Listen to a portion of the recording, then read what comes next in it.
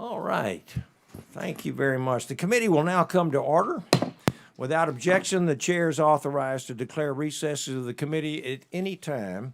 Welcome to today's hearing entitled The State of U.S. Science and Technology, Ensuring U.S. Global Leadership. I recognize myself for 5 minutes for an opening statement. Welcome, everyone, to the House Science, Space, and Technology Committee first hearing of the 119th Congress. I want to thank our witnesses for being here and taking the time to come and share your expertise with us. Today's hearing presents an opportunity for this committee to assess the current condition of the United States' entire science and technology enterprise and discuss how we can continue to shape and enhance its future. America has positioned itself as the global leader in science and technology due to the rich ecosystem that we have created here. And while the federal government is the primary jurisdiction of this committee, we must recognize that it is only one aspect of our larger S&T enterprise.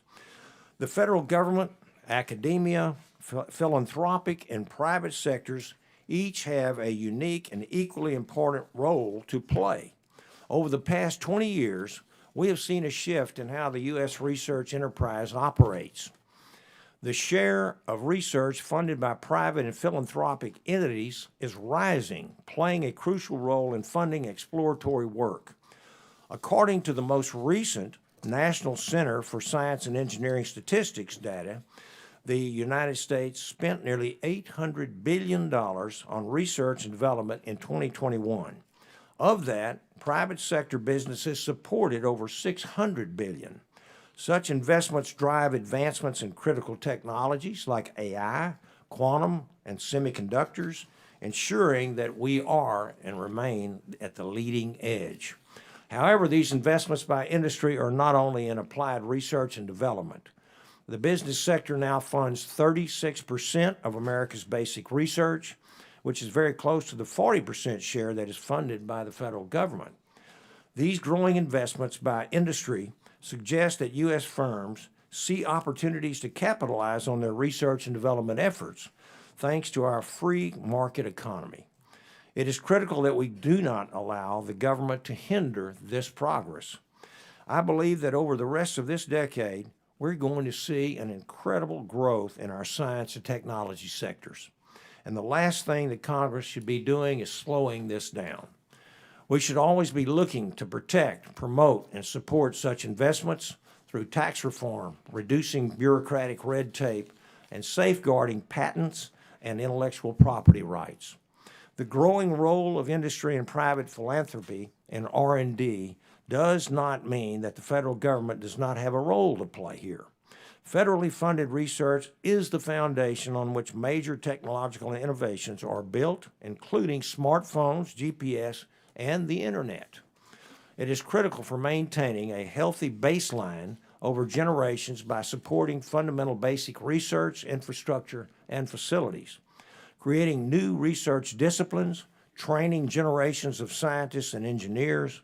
The government also has a critical role in supporting high-risk, high-reward initiatives with no obvious business cases. NASA and the eventual creation of the commercial space industry are very great examples. America's economic strength, national security, and quality of life all fundamentally depend on ongoing scientific progress and the strength of our S&T enterprise. While the United States continues to lead in the innovation race, we face fierce global competition. The Chinese Communist Party poses an especially formidable and growing strategic challenge. We know the CCP is aggressively pursuing plans to dominate the next generation of technology, including stealing our research and our innovations. Ceding leadership to the CCP will place our national security at grave risk, limit opportunities for U.S. industries to compete in the global economy, and pave the way for critical technologies like AI, quantum, and the advanced semiconductors to be tainted with CCP values. But let's be clear, we cannot beat China by becoming China. Today, the United States is at an inflection point. and it is critical for Congress to make strategic investments and reforms to bolster our S&T enterprise and enhance American competitiveness while leveraging the free market. We must build systems that promote coordination and cooperation across the entire U.S. S&T enterprise and put America first by unleashing our innovation and our ingenuity. America stands at a precipice, and this committee has the opportunity to make a once-in-a-lifetime impact on our nation's future. Thank you, and I yield back. And now I'd like to recognize the ranking member, the gentlewoman from California, for her opening statement. Well, thank you very much, Chairman Babin, and I want to welcome all our new members on both sides of the aisle to this, our first hearing, and welcome a very distinguished panel of witnesses. It's my hope and intent that this committee continue to be a place for constructive debate and collaboration that represents the best of what this institution can achieve. While the Science Committee didn't enact enough legislation last Congress, this committee did pass many good bipartisan bills, and we worked hard to get them over the finish line, and I stand ready to work with my new chairman to continue in that effort and that work. Having said that, I can't ignore the reality outside these four walls in our committee room. We're holding a hearing about U.S. leadership in science and technology with a widely respected panel of witnesses, while the new administration is actively and with unprecedented speed and ferocity apparently seeking to tear down and undermine some of the very scientific foundations upon which our leadership has been so painstakingly built. I have ultimate and total respect for Chairman Babin, who sat on this committee for many years, and who I am certain appreciates the importance of the work I do and we do, but I am concerned about reporting that science programs may be targeted as part of reconciliation plans being put together. I just don't know how anyone reconciles the rhetoric about competing with China with pulling the rug out from under our own research enterprise. For many decades, there has been bipartisan consensus that the federal role in basic research is essential. That we cannot pull back, and that basic research funding needs to continue if we are to take the lead in science in the world. But in the past 2 weeks, there's been chaos in the science and technology community. Research across the United States was paused because the administration supposedly wanted to weed out unidentified DEI, literally until a court stopped it. Researchers across America wondered if they could pay their graduate students and postdocs. Now, while Communist China is making unprecedented investments in science research and talent, our government is not supporting our scientists in the way we should. We're going to have to, as a united Congress, we're going to have to decide whether it's worth standing with Elon Musk if it means surrendering to China. Soon enough, the American people are going to expect actual results from this Congress and this administration, results that would make their lives better, give them hope that their children's lives will be better. But our children's lives will be drastically worse if we lose the AI race with China. Our future economy will be much worse if we lose the clean energy race with China, and our national security will be decidedly worse if we lose the space race with China. My fear is that the chaos the new administration is sowing will be enough to leave our science and technology enterprise in ruins, with Chinese communist leaders in Beijing popping champagne corks. To the accomplished, serious panel of witnesses sitting before us, you have dedicated your careers in service to the U.S. science and technology enterprise, and I want to thank you for that. Thank you for being here today, and thank you for your testimony and your willingness to come before us and answer our questions. I do not blame you if it all feels a little bit surreal. We have serious policy questions for you, and I know you will give thoughtful answers. There are many new members of our committee on both sides of the aisle who may not yet, but will, come to understand the critical importance of federal investments in science and technology because of hearings like this one and experts like yourselves. If they don't yet, they will come to understand that we need to tap into scientific talents from all walks of life across our great nation and from all across the world if we are to remain global leaders in science and innovation.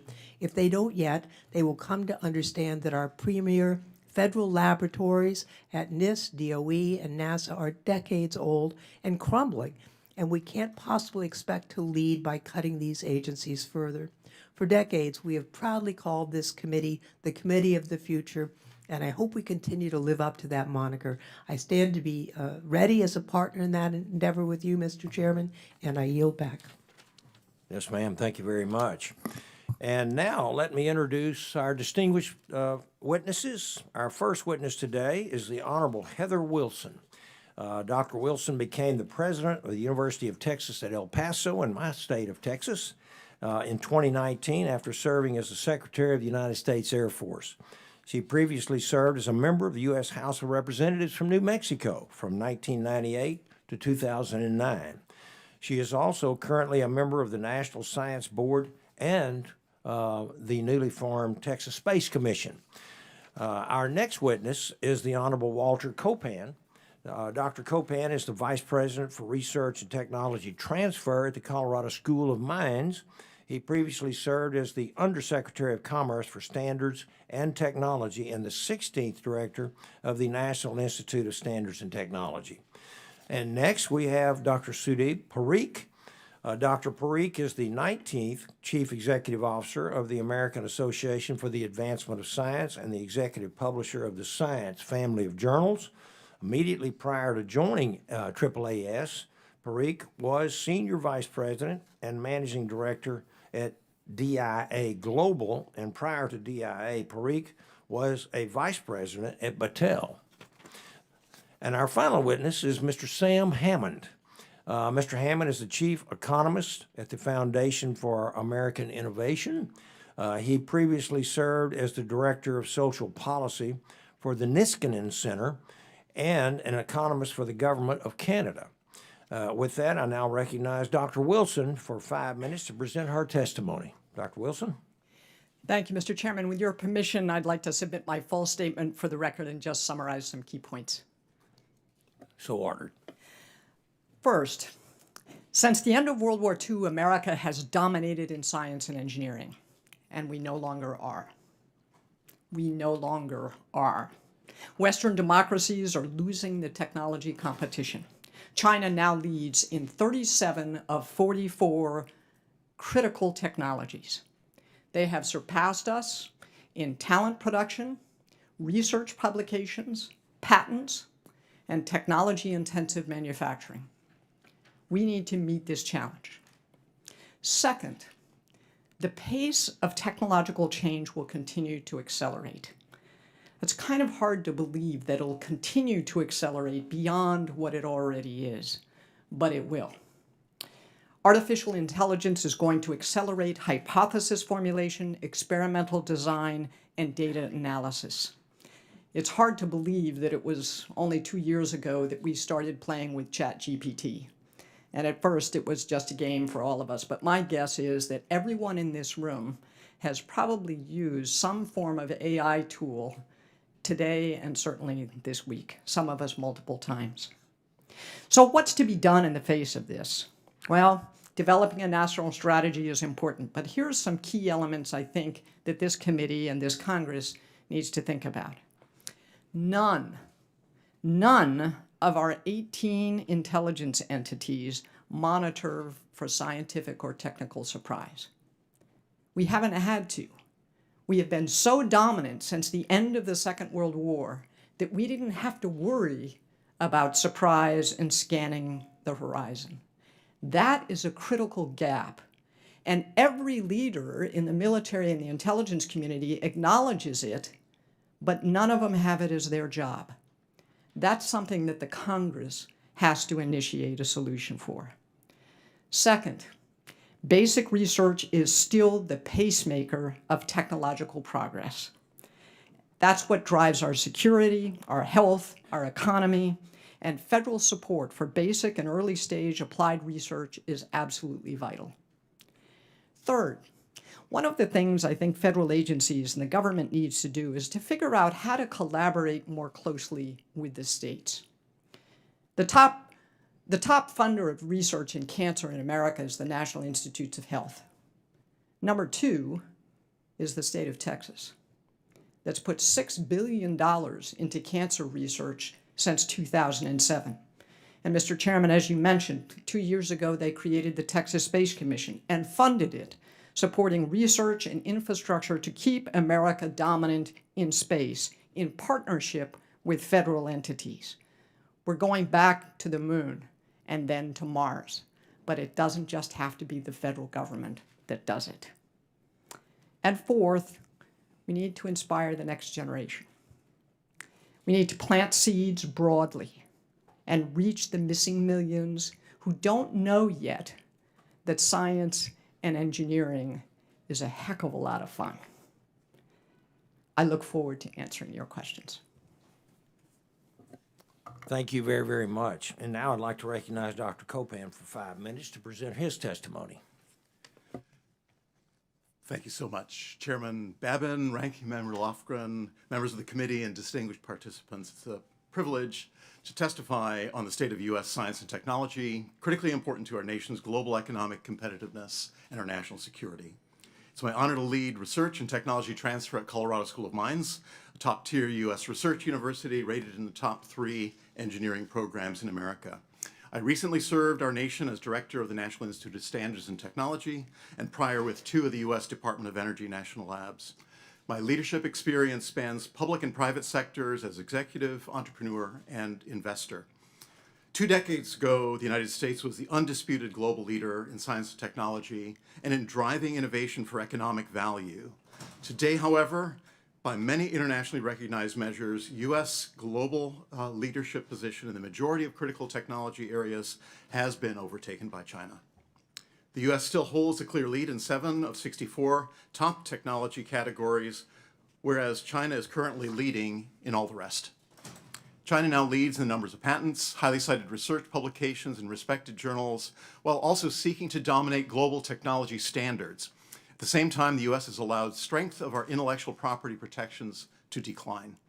We are in a period where crisis presents America with great opportunity. The U.S. must take a new strategic approach to the future of research and S&T advancement that coordinates across government agencies. We must leverage collaboration and investments with the private sector, states, bolster education at all levels, and engage with our national R&D, intellectual property, standards, and innovation enterprise. We have the chance to drive great synergies in federal R&D investment through a national S&T and innovation strategy. Investment in public sector R&D is an essential part of our global competitiveness, but its value and high rates of investment return are not always fully appreciated. Substantial industrial productivity gains and the majority of our tech startups originate from public R&D funding. Preserving the integrity of the Bayh-Dole Act for U.S. innovation is essential, and we must now implement much-needed modernization of the Stevenson-Weidler Act to deliver increased innovation outcomes from federal research. Flexible and efficient collaborations between universities, government, industry, and science philanthropy are key to America's success in S&T. The future U.S. workforce must have the skills necessary for the STEM-related careers that drive the innovation economy. A prepared workforce is essential for rebuilding and reshoring our advanced manufacturing base for all industries in the future economy and to produce and utilize necessary critical materials. We have work to do. America's K-12 educational outcomes have fallen behind other nations. Attracting and retaining talented people from other nations are also essential to our innovation economy. Further, international scientific collaboration with like-minded nations enable the acceleration of discoveries and build diplomacy supporting America's position abroad. Over the past 2 decades, the bureaucracy and administrative burdens associated with America's publicly funded R&D have also skyrocketed. This bureaucracy has increased costs and reduced the productivity of U.S. research. We must continually increase efficiencies in R&D, build interagency coordination, and strengthen our intellectual property system, our technology standards leadership, and our global partnerships. We must further modernize legislation and policies to remove barriers and incentivize innovation for America to continue to lead the world. Thanks to this committee for your important work towards securing the science, technology, and innovation leadership for U.S. economic and national security. I look forward to answering questions you may have. Thank you very much, Dr. Copan. And now I'd like to recognize Dr. Parikh for 5 minutes to present his testimony. Thank you, Mr. Chairman. Thank you to you and to Representative Lofgren and to the members of the committee for the invitation today. I also have a written testimony I'd like to include in the record and summarize now. So ordered. Thank you. In thinking about the invitation today, I thought about the fact that we are living just in extraordinary times, and I hope that we all recognize that. When we look around us, the pace of innovation has been spoken about already is extraordinary. Just in this last week, we heard about the fact there are building blocks for life in material from an asteroid. We learned about the idea that a new pain medication has been approved that is in a whole different biological pathway than the ones before it. These are extraordinary times. We also see that engineering is taking place. 50 people coming together in a private company building a plane that can go faster than the speed of sound. Chuck Yeager is celebrating today. And that is amazing. And that happens in a place like this country, in a place where we bring together our federal investments, our academic researchers, our engineers, and those who are willing to take risks in a way that really doesn't happen anywhere else. And we know that that opportunity is still before us. Sometimes people say to me, gosh, it's all slowing down. Are you out of your minds? It's increasing. It's faster, and the opportunity is huge. There was a time when Michael Faraday came before a similar group of people 150 years ago, and he's the guy who really helped us understand electrons and electronics. And he was asked, this is all great, these electrons y'all are working with, but what good is it? And his answer is this apocryphal answer, which I love, which is he said, I don't know, but someday you're going to tax it. Someday you're going to tax it. And I think that we have entire fields of endeavor out there that we know. We don't know exactly what they're going to lead to, but we know someday we're going to tax it. And the thing that's changed over time is that other countries have figured this out too. And so 3 things are happening at the same time. The first is this pace of change is accelerating so rapidly, and the tools and strategies that got us here are insufficient to get us to the next level. Transformational technologies are reshaping our way of life, and you've heard about that. Second, we face a bunch of threats that are really important. Health, food and water security, environmental resilience, energy production, utilization, storage. These are huge, big societal challenges that we've got to work together on as an enterprise. And you described it so well, Dr. Babin, as the ecosystem that is here in America. And then third, more than ever, we are competing with other nations, and particularly China. And you heard those statistics. It's worth me saying it again. I'll repeat it. They rival us in talent, infrastructure, and capital investment, can put our economic and national security at risk. They train more scientists and engineers than we do. They file for more international patents than we do. They publish just as many highly cited scientific papers as we do, and are leading in many critical areas of research and development. I say that again for repetition's sake because it is worth knowing in these rooms, in this building, because this is the place where we can make a difference in that. And so, frustratingly, we are not at our full potential right now as a scientific enterprise. And there are recommendations that you heard from Dr. Wilson and Dr. Copan that I am fully behind, and I agree with completely. And so I will move to saying that there are also things that we shouldn't do. We shouldn't shoot ourselves in the foot. We shouldn't do things that slow us down. And so we've got to recognize that this enterprise as a whole, from the federal investment to the workforce to the industry investment to tax and regulatory policy, it's all part of it. It's what differentiates us from other nations. But when I look at what are the things that slow us down, one thing that slows us down is when we are hurting our own enterprise with self-inflicted wounds. And so I want to recognize the fact that global competition, and we're taking it seriously, we can do that without demonizing people or international collaboration in the process. Our colleagues of Chinese, Indian, and other immigrant backgrounds make up a substantial percentage of the American science and technology workforce, and they are colleagues and friends and deserving of respect.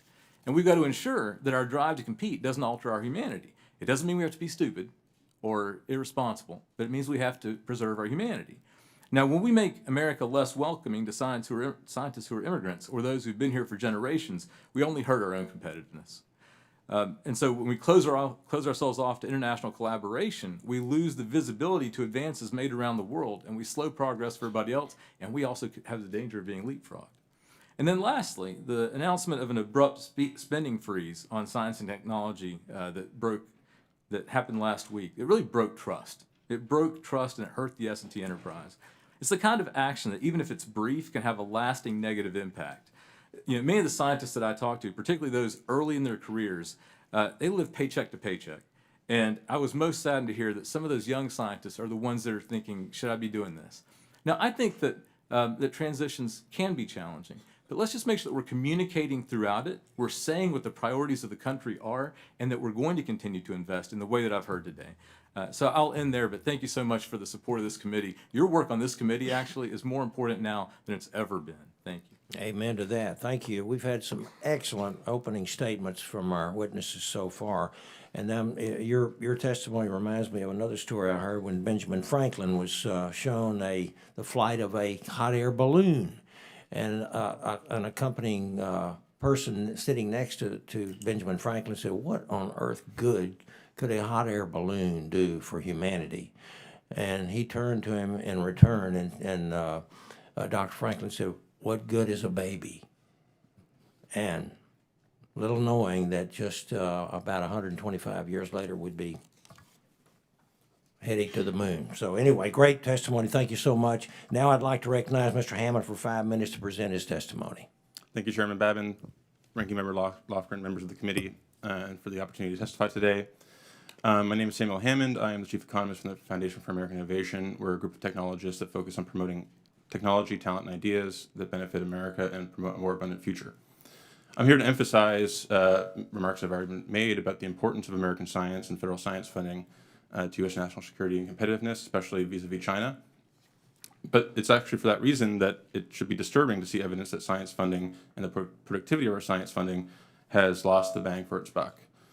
Some dismiss this as a natural decline, that prior generations picked all the low-hanging fruit. Others, myself included, suspect this simply excuses systemic failures on the part of our premier research institutions. While federal spending on science and R&D is a smaller share of GDP than in the past, in absolute and inflation-adjusted terms, it's never been higher. Yet the last 40 years have seen relative stagnation in both scientific productivity and the broader economy. A 2023 article in Nature concluded that the number of disruptive breakthroughs has plummeted across every major scientific field. It's hard to isolate a single cause for the slowdown, but we have some hints. In 1980, the National Institutes for Health funded twice as many researchers under the age of 40 as those over 50, whereas today it funds 5 times as many over the age of 50. Principal investigators now spend over 40% of their time on administrative compliance, and a risk-averse peer review culture punishes heterodoxy, often rewarding institutions with the best grant offices rather than the best ideas. Meanwhile, in recent years, the influx of diversity, equity, and inclusion mandates into the NSF and NIH has politicized research, demoralized faculty, and wasted billions of taxpayer dollars. It is no wonder that many of today's most transformative breakthroughs now come from privately funded nonprofits and research organizations. These are organizations that give scientists multi-year support without constant grant writing and bureaucracy.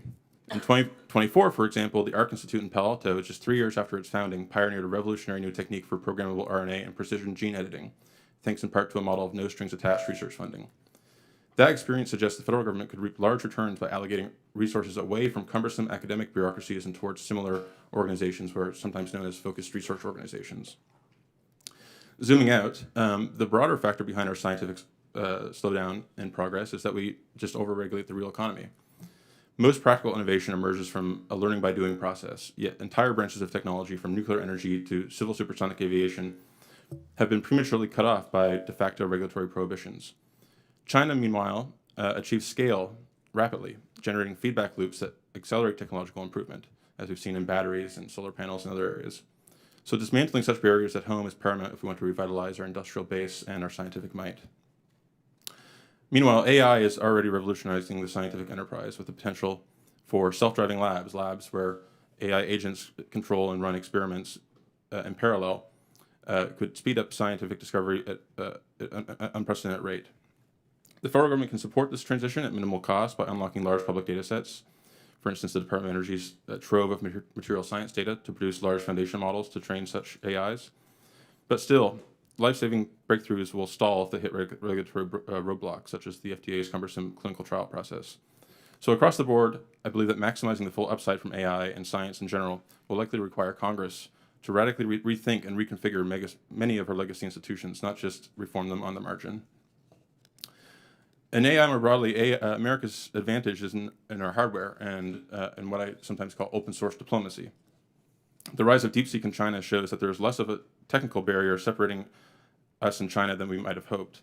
Our edge instead lies at the ecosystem level, with access to the most advanced chips, secure supply chains, and heavy investment in power infrastructure. Large AI data centers will soon need on-site energy generation on the order of gigawatts, a requirement that will collide with permitting, utility rules, and environmental laws, if left unaddressed. Meanwhile, open source AI models are becoming the default for critical infrastructure and global researchers, but have the potential to contain undetectable backdoors.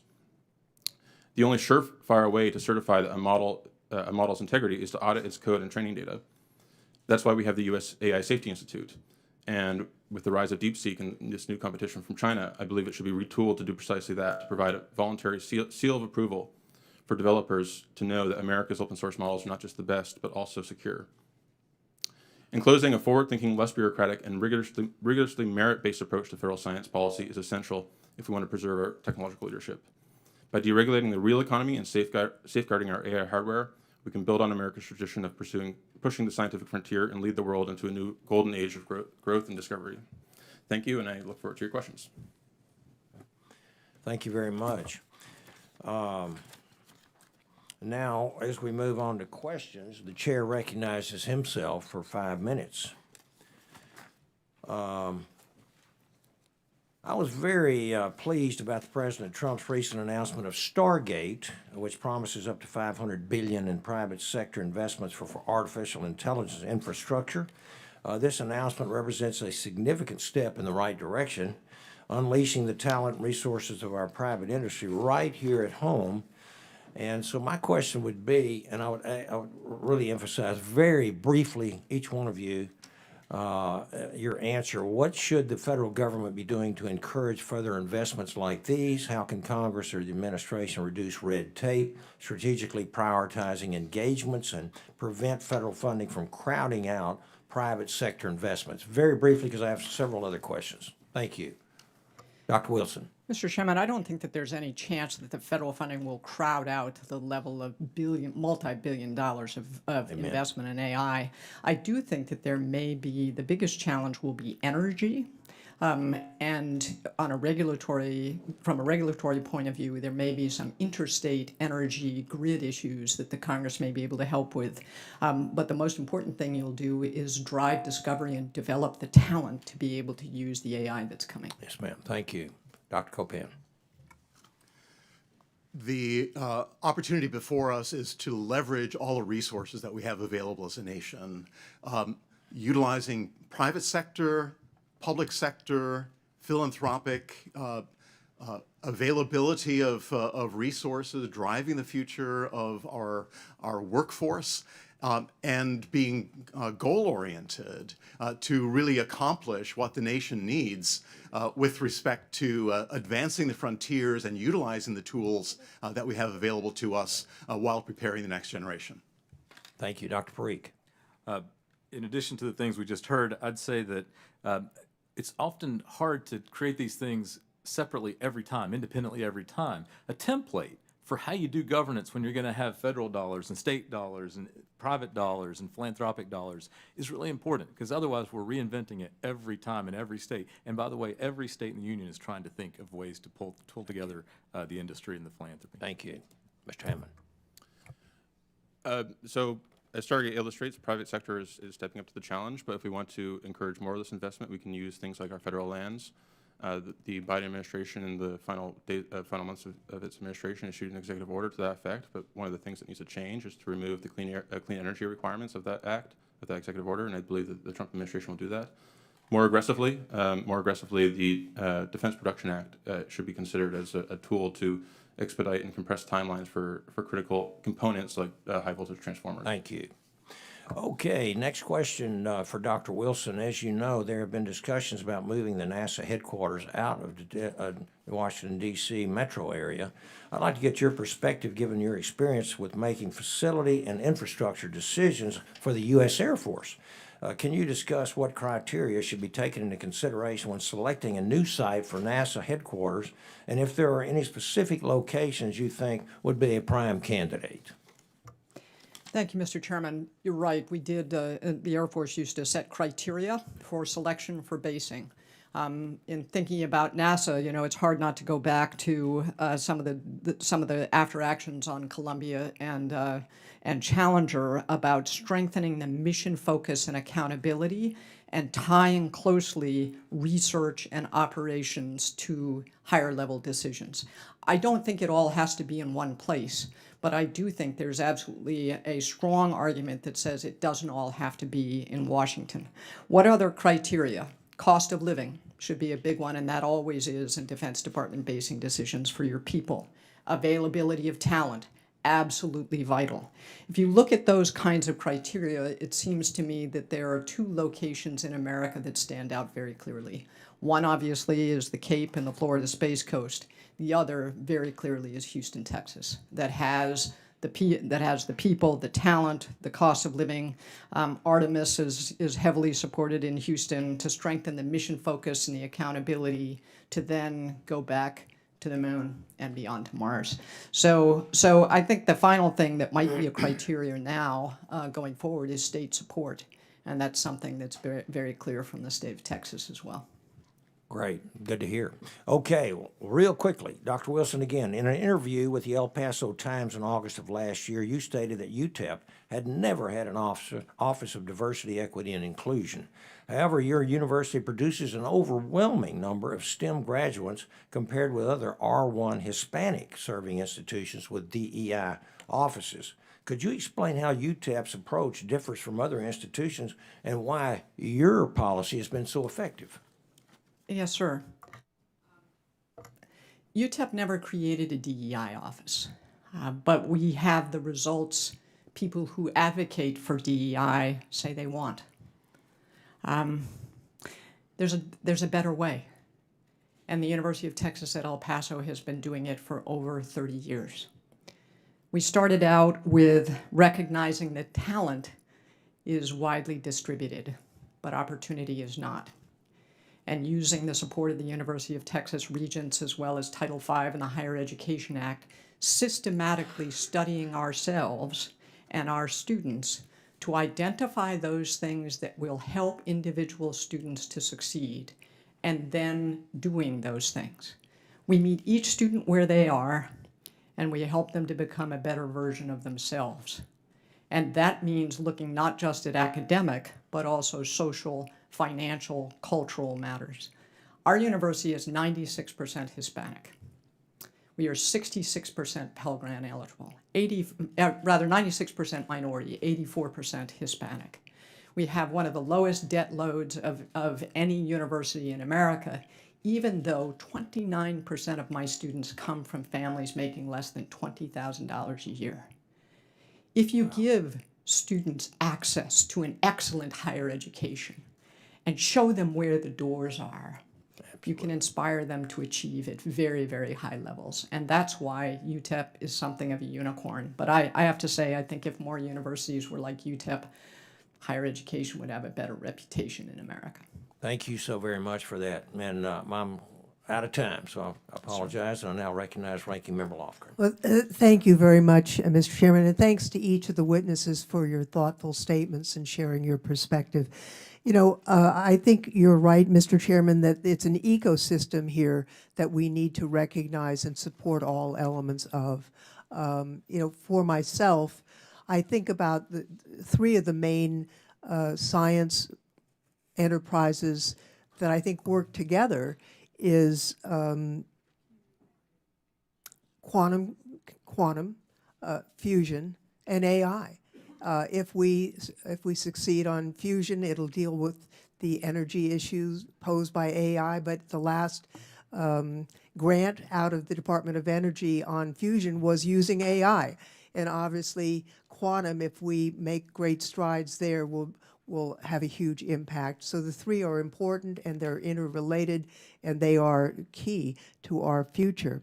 One of the things that, as we sit here, and we're getting reports, we don't know all of whether they're accurate, but we're not only getting news reports, but reports from individuals in agencies, that there is apparently a plan in the National Science Foundation to lay off between 1/4 or half of its staff in the next 2 months. We also know that Mr. Musk and his team is in the NOAA offices today and reporting, and we don't know if it's accurate or not, that there may be an action similar to what occurred with USAID, and that eliminating the Weather Service.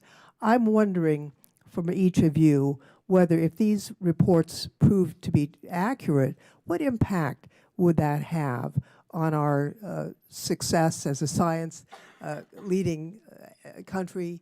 What impact would that have for our competitors in China? Let me begin. Thank you so much.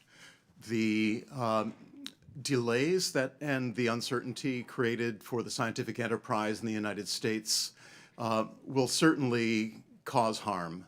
And we've seen evidence of that already, as colleagues on this stand have shared. The rest of the world is not standing still while the United States has such delays. And so maintaining momentum in the United States, maintaining confidence and progress toward the future technologies that matter is absolutely essential. Doctor? You know, I agree with Dr. Copan. We're in a global race. We're in a race for science and technology leadership, and it has profound implications. Those things you mentioned, quantum, AI, there's a race every day. People are spending their nights in their offices, in their laboratories, working in those spaces. And anytime you think in terms of huge reductions in force at the NSF or NIST or NOAA or elsewhere, especially if they turn out to be random in nature without prioritizing which skills and expertise are needed, you end up if you take that metaphor, you're breaking your own legs in the middle of the race. Now, I hope that those stories aren't true, and I don't know how to judge it. But what we do need is communication from the top of those agencies and from the top of the administration to say, these are the things we prioritize, and we need you to do the stuff in the lab, do the work, because we need to stay in that race. Let me just, Mr. Hammond, do you have a disagreement with that?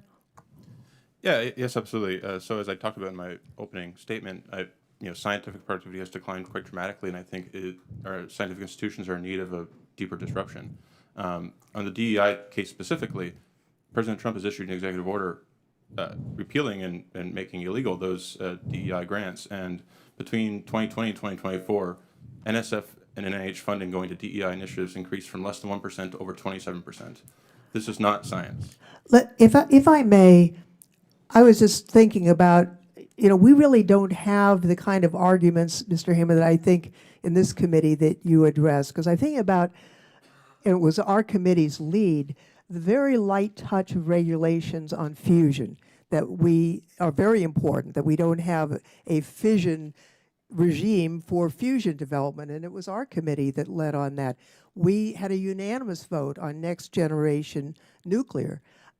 It was the AI task force staffed really by the science committee staff that approached a light touch to AI, not a prescriptive effort. And Mr. Obernolte was the chair of that committee, and we had, I think, unanimous recommendations. So it's not as if we're embracing bureaucracy or regulation that is prescriptive and brain dead. On the other hand, doing that is not, it's not going to replace funding for basic research. And that's one of the concerns that I think we have, that if we have, I talked to a neuroscientist just Monday who is doing research on Alzheimer's. And she is top tier in the United States. All of the panels have been yanked back, and there's no opportunity to discuss.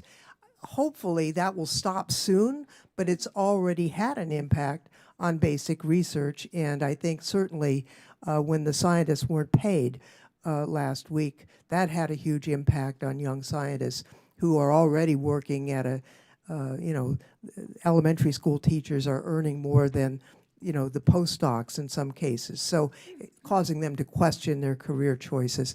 I see that my time has expired, Mr. Chairman. You've been very generous, and I will therefore yield back. Yes, ma'am. Thank you very much. And now I'd like to recognize the gentleman from Indiana, Mr. Baird. Thank you, Mr. Chairman and Ranking Member, and I appreciate all the witnesses being here. Your testimony and your expertise is really beneficial for helping us make decisions that are wise decisions as we use taxpayer dollars. But my first question deals for Dr. Wilson and Dr. Copan and Dr. Parikh. This committee is very familiar with CCP's efforts to steal our research and development. And so does the academic community fully appreciate this risk? And what are universities doing to protect our nation's R&D? So, Dr. Mr. Chairman, there's probably no president of a university in the country who's more sensitive to this issue than me, having been the Secretary of the Air Force before I returned to higher education. We comply with federal laws, of course, and there are substantial regulations there, but also with Texas law with respect to research integrity and protection. But I would also say this, that domestically, counterintelligence with respect to universities is largely a responsibility in the federal government of the local FBI office. And there are only probably 1 or 2 offices in the FBI in very large cities that really have competence and expertise in this area. Law enforcement is not the same as intelligence analysis. And I think the Congress, and I was here at the time, made some major reorganizations post 9/11 and gave a new mission to the FBI with respect to counterintelligence. And I don't think it's worked. And I think it's time to relook at that. I believe that having systems as well as culture, the partnerships that are necessary to assure the interests of the United States are secured is absolutely essential in the academic enterprise as it is across federal science and technology. Having leadership that focuses on these matters, that looks at aspects also of cybersecurity and cybercrime, together with ensuring that intellectual properties are appropriately secured and that information that can be seen as sensitive and misused by other powers are kept under appropriate control. It's about helping people to do the right thing. And in many cases across the enterprise, education together with systems and ensuring that we avoid undue foreign influence of any kind is an essential set of processes. I think we've got to be as open as possible and as closed as is absolutely necessary. It is important, and you've brought up a really important point that I think many in the university community have started to realize. It hasn't gotten everywhere, and so we have to make sure that that message is out in the scientific workforce. That said, we also got to keep our humanity and recognize that we have many, many scientists in the S&T community, in industry and in academia that are either foreign-born or are of ancestry from nations that we know can be a challenge for us. And we got to be able to do both things at the same time. I think we're capable of it. Thank you. I know that that is a concern when you have foreign students. I would say, don't get me wrong, we need those and we want those, but the exchange of information has to be monitored, and so I appreciate your answers on that regard. So, Mr. Hammond, I'm going to go to you next, if you will. Given the increased investments in R&D by the industry, by our U.S. industry, they're also a target for the CCP. So how is the private industry addressing the threat, and how can the federal government be helpful in that regard? Perhaps the area where this is most important is in the area of artificial intelligence. Artificial intelligence is the Manhattan Project of our era, but it's being produced not in Los Alamos, but at startup companies based in Silicon Valley with very different cultures and particularly very different security cultures. Today, lab security at one of these AI companies may be closing the blinds. And we also, we don't benefit from the fact that given that we have such an open society in the United States, it's very possible for people to cozy up, to go to the cafeteria, to eavesdrop. And so we need to take lab security, especially in AI, much more seriously. At the same time, going to the academic question, we have tools in our toolkit for screening technology partnerships with China. When I looked at the authors on the recent DeepSeek paper, I was surprised with the number that had interned or worked at Microsoft Research, at NVIDIA, other U.S. companies, and so we need to take that much more seriously and not be naive. Thank you, and my time's run out, so I yield back. Thank you very much. Appreciate it, Dr. Baird. Next, I'd like to recognize the gentlewoman from Oregon, Ms. Bonamici. Thank you, Chairman Baird and Ranking Member Lofgren, and thank you to the witnesses. I cannot sit in this hearing this morning and pretend that everything is normal, because it's not. This hearing should provide an opportunity for us to applaud U.S. innovation, identify opportunities for future investments to lower consumer energy costs, improve community resilience against extreme weather events, and support an AI-ready workforce. But instead, we need to talk about how the first weeks of the Trump administration have severely disrupted federal research and what the consequences of that disruption are. The Trump administration's reckless executive orders, OMB's unlawful memo, and Elon Musk have thrown our federal research enterprise into chaos. They've threatened America's scientific leadership, especially threatened federal employees, but also researchers across the country who benefit from federal grants. They disrupted critical research in my home state of Oregon and across the country, and by freezing federal grants and dismantling scientific integrity protections, gutting climate initiatives, this administration has jeopardized some groundbreaking research. In my home state, for example, on oceanic climate change, on advanced semiconductor design, on the next generation of clean energy technologies, and more. And I want to emphasize that the administration's actions have had a chilling effect through the research community, threatening decades of work and billions of dollars in federal scientific investments.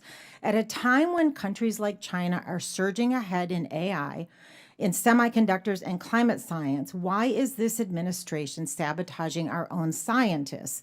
I note that the president has rescinded the order creating the AI Safety Institute, and now the head of that institute is leaving. And you know where you can read those headlines? In the Asian press. What message does that send?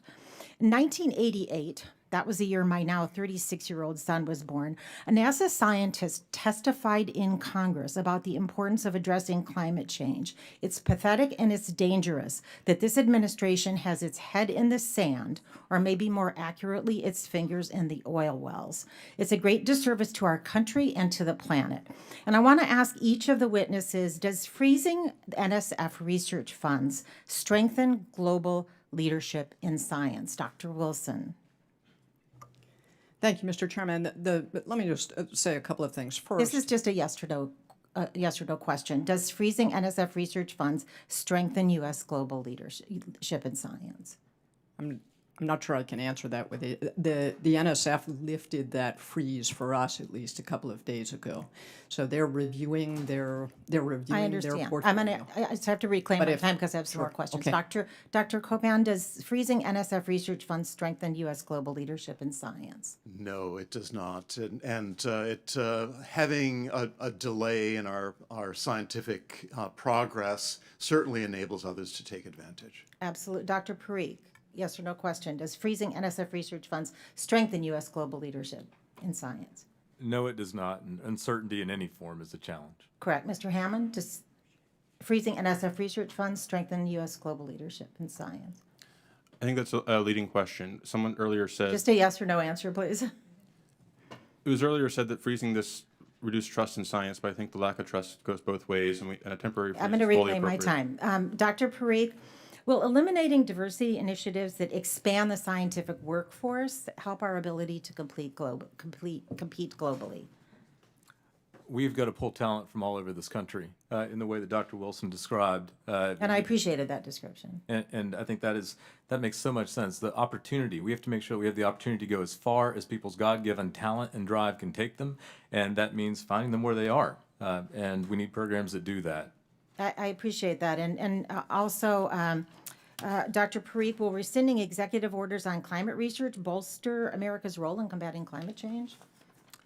I don't know the details of those executive orders, but what I can say is that climate change research and research into environmental resilience are critically important for obvious reasons, because we see the implications of changes in weather. And I climate. prefer that the U.S. have leadership in that area. Dr. Wilson, I know you're a member of the National Science Board.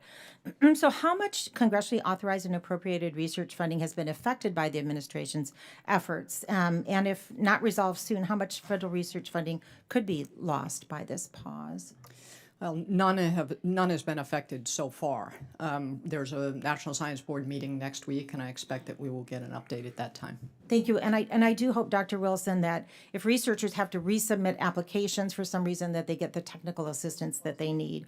And I'm almost out of time, but as I yield back, I'd like to remind my colleagues that researchers in Oregon and across the country, they're making life-saving discoveries. There's nothing woke or DEI about predicting the next devastating earthquake or tsunami, about detecting a wildfire before it spreads, or about protecting ocean health to support coastal and fishing economies. And I yield back. Thank you, Mr. Chairman. Thank you very much. Now I'd like to recognize the gentleman from California, Mr. Obernolte. Well, thank you, Mr. Chairman. Thank you to our witnesses. It's been another great hearing here in SST. Dr. Copan, I'd like to start with you. I think you've got a fascinating background as the former director of NIST.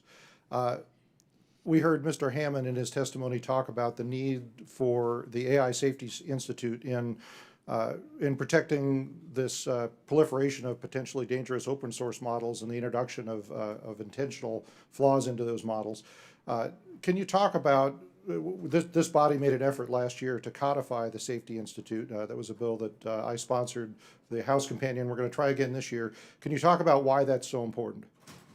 Thank you so much, Congressman. It's an important tool for America to be able to validate the performance of technologies, and having an AI Safety Institute, having the ability to have independent verification of product performance is part of creating a foundation of trust and the broader utilization of the tools that are so important to the nation.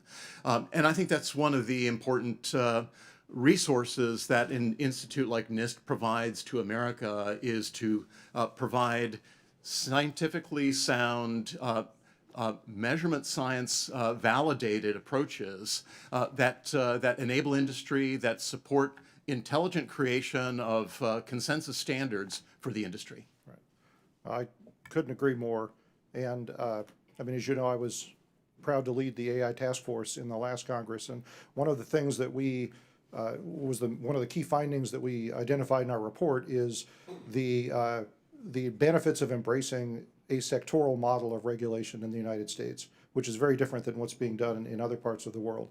But part of sectoral regulation is giving each sectoral regulator a toolbox of tools that they can use in their efforts. And what I think we need to do a better job of educating people in Congress is that empowering agencies like the Safety Institute to come out with these testing and evaluation methodologies, those are non-compulsory. They're voluntary standards, and our regulators can use them or not use them as appropriate. So it's not expanding the bureaucracy, it's not expanding the regulatory state to do that, and that's why I think it's so important to follow through on that. And I'll be reintroducing legislation to do that this year. But thank you for the testimony. No, thank you so much, and the understanding of the role that voluntary consensus technology standards play for global commerce and also for the acceptance and broad utilization of technologies is absolutely central. Dr. Wilson, enjoyed our conversation here. I hadn't met you before. You talked in your testimony about the need to keep AI, American innovation AI, and in a globally competitive landscape. And I'm interested in your perspective as the head of an academic institution about how we enable institutions like yours to continue to do cutting-edge, frontier-level research in AI.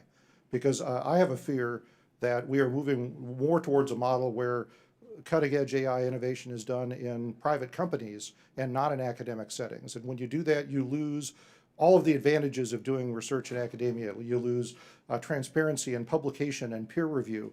and the ability to leverage research that's done other places and literally stand on the shoulders of giants, as so many innovations have done here in the United States. So, Dr. Wilson, how can we enable that research to continue to be done in academic settings as well as in corporate settings? Sir, very good question, Mr. Chairman. A couple of things. Access to data and compute. At UTEP, as one example, we have 1,400 computer science majors. We now offer a bachelor's and a master's in AI, and we are creating an AI institute. Funding universities to have AI institutes, both funded by the federal government, but also in partnership with industry, can allow both the development of talent and success long-term in the ways that you described. Right, I very much agree. As you know, the National AI Research Resource, NARE we call it, is something that has been a pilot program to try and address the exact problems that you've raised. I was very disappointed that we were unable to get the formal authorization for that across the finish line last year. That would have been a really great testimony to our colleague, Congresswoman Eshoo, as she retired from Congress. We're going to try that again this year, and I'm hopeful that that we can do that. And just to we have some responsibilities as member of Congress to enable the people at this table to take those steps, and we need to follow through on those. I see I'm out of time. Mr. Hammond, I was going to ask you about export controls on AI chips, but I'll submit that for the record. Thank you, Mr. Chairman. I'll yield back. Yes, sir. Thank you very much. And now, let's see, I need to call on the gentlewoman from North Carolina, Ms. Ross. Well, thank you very much for holding this hearing, Chairman Babin. I think it's an important time to be holding it, and thank you to Ranking Member Lofgren for highlighting the events of the last 2 weeks that really do, I believe, put our scientific enterprise at risk. And of course, thank you to all the panelists for joining us today. Dr. Parikh, it is a pleasure to see you again, and it was an honor to host you in my district last summer for a STEM workforce development roundtable and a tour of NC State's College of Textiles and barbecue. Yes. Which, of course, North Carolina has excellent barbecue. We won't fight Texas over that. I represent part of the research triangle, along with Congresswoman Foushee, who represents the rest of it. And it's a major center for science and technology and home to some of the world's top research universities and institutions. And as I said, today's hearing comes at a critical moment. The actions of the Trump administration over the last 2 weeks have greatly disrupted our science and technology enterprise, to the point where I've had professors and researchers stop me on the street in my district. We were home all last week. We heard panic from the universities when we went to an event that was about a new children's hospital, and all the university folks were there, worried about grants, worried about their research. Any freezing of federal funding for research grants, freezing of federal hiring and some of the layoffs that we've seen, and freezing vital communications at agencies cause great concern for the researchers in my state and disrupt the important work that they do. The impact and potential impacts for North Carolina and our country cannot be understated. Our state and local economies depend on our research enterprise and federal support for the world-class and life-saving research that takes place in my district.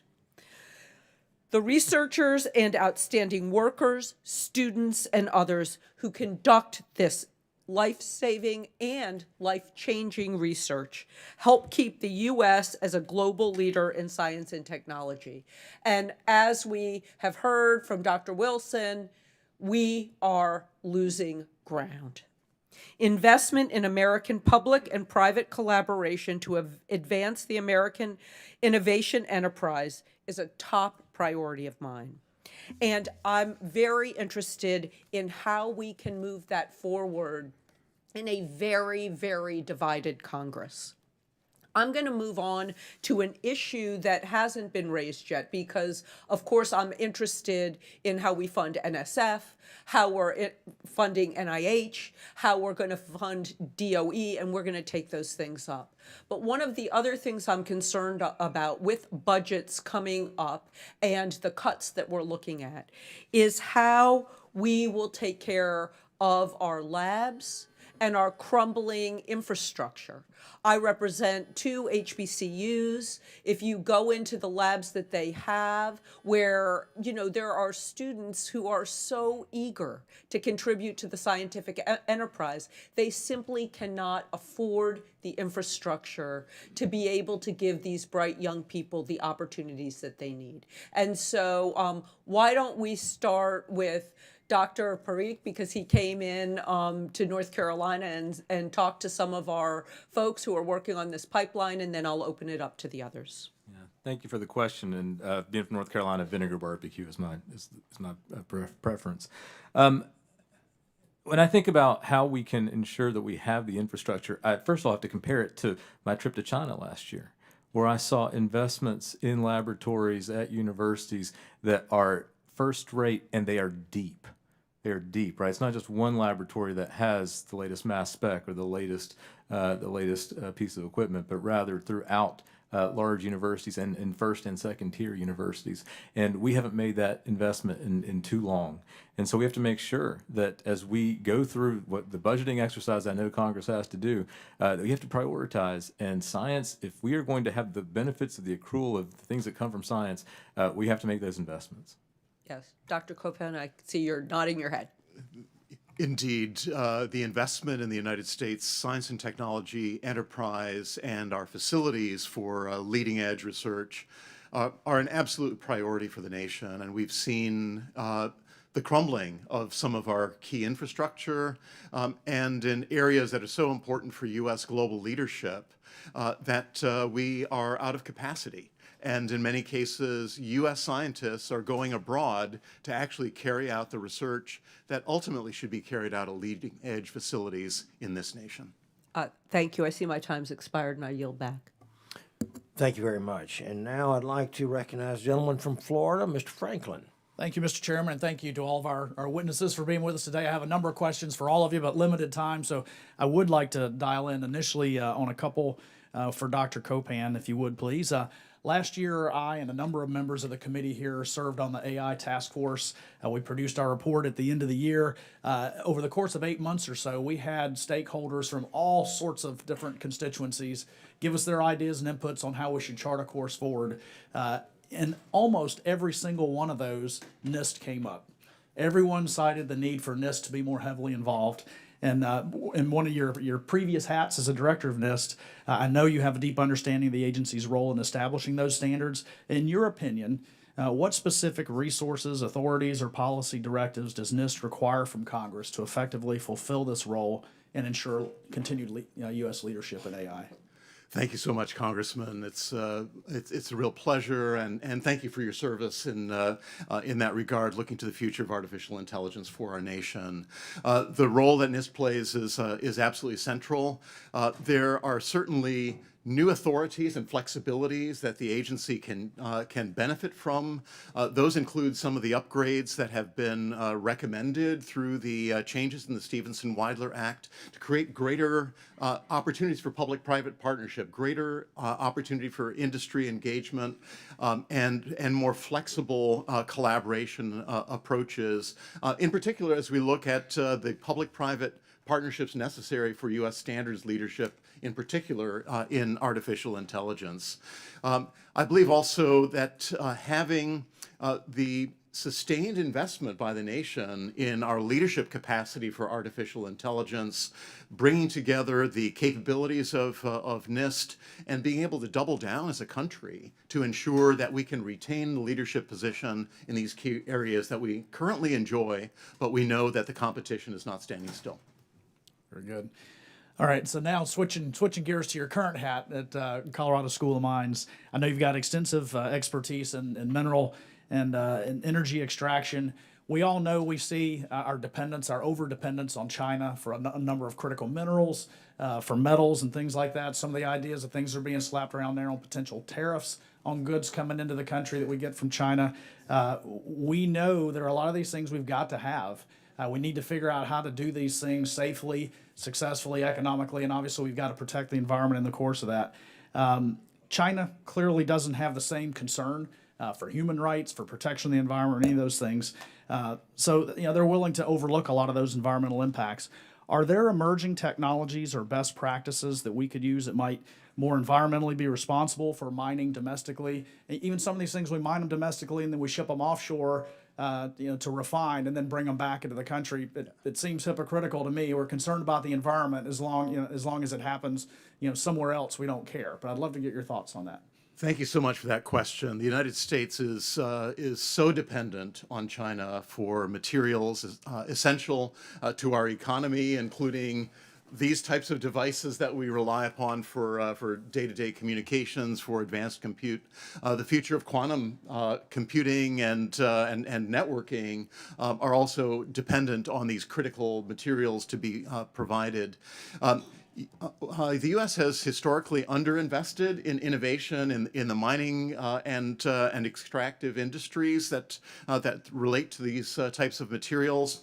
We need to rebuild our future workforce. I know that this committee is focused on the future of innovation, science, and technology, bringing together the federal agencies who have touch points around critical materials is going to be absolutely essential, that we coordinate between the Department of Energy, the Department of Interior, U.S. Geological Survey, that has such an important role on the Colorado School of Mines campus, the Department of Defense and the ability to use the Defense Production Act. All of these coordination opportunities, especially in the absence of a U.S. Bureau of Mines, is going to be essential to our nation. And I really am pleased that this committee is considering these issues of the future of critical materials and the future of workforce, including the Mining Schools Act that has recently been brought forward in both houses. Great. Thank you, Mr. Chairman, and Congressman, if I could add, the University of Texas at El Paso, with the support of the Board of Regents, is restarting mining engineering. There are only, as a discipline and field of study, there are only 14 mining schools left in the United States, and soon there will be 15. And our intention is to increase the number of mining engineers for America by 30% from one university in El Paso, Texas. Well, wonderful. And I look forward to following up with all of you on that. And Mr. Chairman, I yield back. Thank you. Now I'd like to call on the representative from Oregon, Ms. Salinas. Thank you, Mr. Chair, and thank you to our witnesses and the ranking member and to you for holding today's hearing and setting the stage for us. I'm thrilled to be back on this committee for another term. We've had a really strong bipartisan commitment to support American leadership in the innovation economy. We've had incredible opportunities ahead in science and technology to bolster our global competitiveness, a lot of what you all have talked about, and create those new economic opportunities for all Americans. But I have to be honest, the Trump administration's recent actions have sown confusion and alarm throughout our nation's science and tech enterprise. These disruptions to federal research investment not only threaten our future economic success, but directly harm Americans from all regions of the United States. For example, they've disrupted the work to place wildfire detection cameras in remote locations around the Pacific Northwest. This directly impedes our ability to better understand, identify, and respond to wildfires across the Pacific Northwest. That's a lose-lose proposition, both for research and keeping people safe. But there are longer-term threats as well to our leadership on emerging technologies and significant workforce implications. In recent years, we've emphasized a consortium model to push the envelope on critical emerging technologies, everything from semiconductors to quantum to AI. Oregon's colleges and universities are partners on NSF's AI research institutes, collaborating with institutions as far-flung as Kansas State, the University of Florida, and Georgia Tech. And one such institute includes a partnership with your institution, Dr. Wilson, at UTEP. So, Dr. Wilson, how do broad partnerships across regions and institution types strengthen our leadership in key emerging technologies like AI? And then following up, what unique challenges do these large collaborations face when funding for all or part of the efforts is thrown into question? Thank you for the question. First of all, I think that, there's always a shift at a transition. Sometimes there are moments of pause. But with respect to contracts and grants that are already given, where a university may have been required to include a sub-piece that maybe the new administration doesn't like, the point is to move forward. And to not disrupt the science that is going on. With respect to large consortiums, no university can do everything. And we have strengths that we build on. The key is to forge vicious partnerships, if you will, with universities that have non-overlapping contiguities. And so bringing universities and researchers together and creating those synergies, identifying where they are, is a tremendous value. And it's a strength not only in the United States, but in universities in the West. I was struck in the science and engineering indicators this last year. If you look at there's a map of interrelationships on AI research, far beyond the United States. And the strength of the West is what we should be thinking about, not just strength in the United States. And I also think that the Global South is another place where we should reach out to with respect to scientific research. Thank you. In my district, one of our community colleges is a member of an AI research institute working on agricultural applications. Their role specifically focuses on workforce development and broadening participation. And this is a term that's caused a lot of confusion and anxiety in the wake of President Trump's recent executive orders on diversity. I worry that Trump's attacks on diversity will ultimately take career opportunities away from students in my district, many of whom come from rural areas that are economically disadvantaged. So I can't see how this would help our nation compete on the technologies of the future. Dr. Parikh, you spoke of the importance of strengthening our domestic STEM workforce. If we limit opportunities for children from a wide range of backgrounds to participate in these emerging fields, how will that affect our global competitiveness? We're in a race with demographic behemoths. 1.4 billion people. We're 340-ish million people. We have to draw on the talents of every part of this country, whether it's Southeast Texas or the South Side of Chicago or anywhere else in this nation. And when we do that, when we pull that creativity, one of the reasons why the partnerships between universities is so powerful is that there are cultural differences between UTEP and other universities. And when we bring that together, we have incredible creativity that's created by bringing folks together. So we want to make sure that we're meeting folks where we are. I want every student in America to hear what Dr. Wilson said about the need for it is your birthright in this country to go as far as your brain power and your drive can take you in the sciences, because we need you. Congressman, if I could just add, most first-generation college students start out at community college. A deep partnership between community colleges and exceptional research universities is the ticket to a dream and the pathway to success. We need to make sure those pathways stay open. This question of the future of America's workforce needs to be entirely inclusive, needs to be looking at leveraging all the talent of America, but also bringing the brightest and best to this nation that are really willing to drive the future of innovation. Thank you. My time's expired. I yield back. Thank you very much. And now the representative from Ohio, Mr. Miller. Thank you, Mr. Chairman, very much. And thank you to our witnesses for their time and testimony today. Sorry, I'm here in the corner. New for me as well. I'm honored to be serving in my second term on the Space Science and Technology Committee, united by our shared mission to secure and strengthen U.S. global leadership in cutting-edge technology. Today, we are here to assess the current state of the United States science and technology enterprise and explore strategies for maintaining our competitive edge in the global innovation race. Research and investment in new, cutting-edge technologies serve as an indispensable pillar of progress, both here in the United States and across the globe, which I believe is without question. In 2022, the United States led the world in research and development efforts, investing nearly $886 billion, which accounts for more than a third of the world's total spending in R&D. However, to maintain our leadership, we must confront the rising influence of our adversaries, particularly China. Over the last 2 decades, the Chinese Communist Party, as known as the CCP, has made aggressive strides in R&D, including a staggering 14% increase from 2020 to 2021. Over the CCP-backed national policies like Made in China 2025, 1,000 Talents Plan, and the 14th five-year plan underscore why the United States must double down on investments in science and technology. Our leadership depends on sustained innovation and a commitment to pioneering advancements right here at home.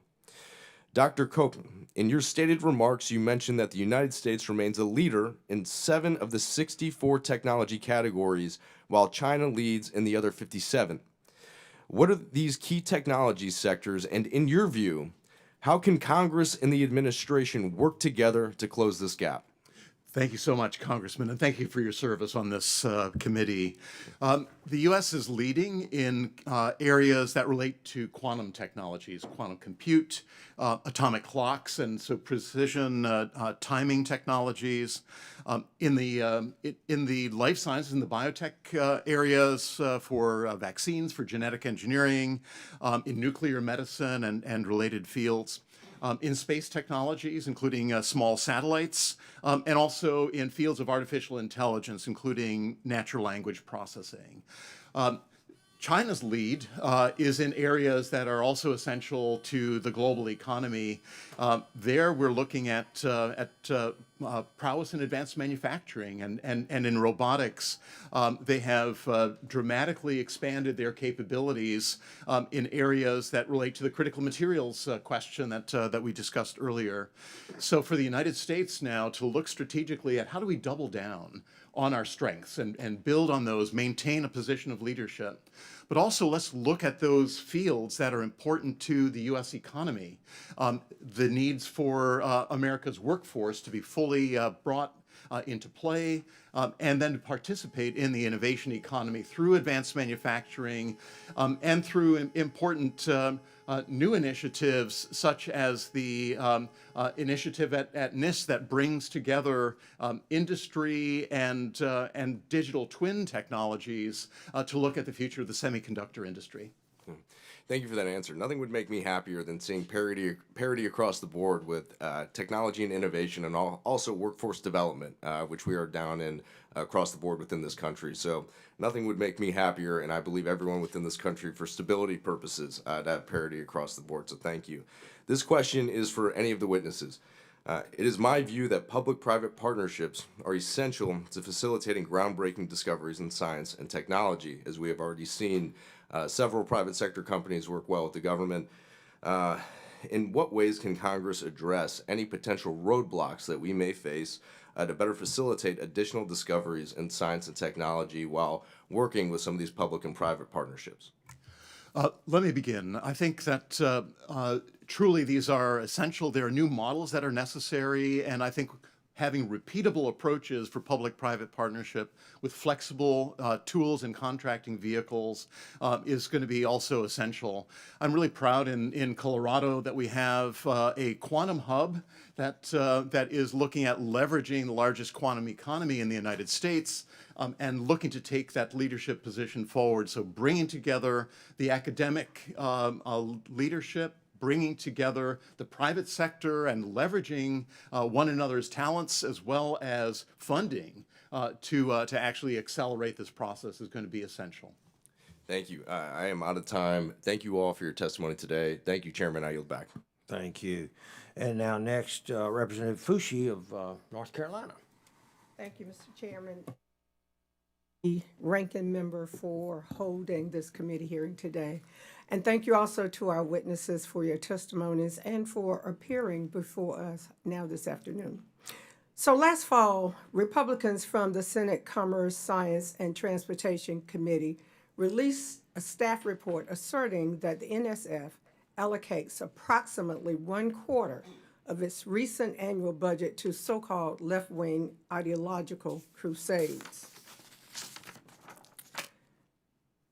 They arrived at this number by applying a broad search of approximately 200 terms to NSF's database of abstracts.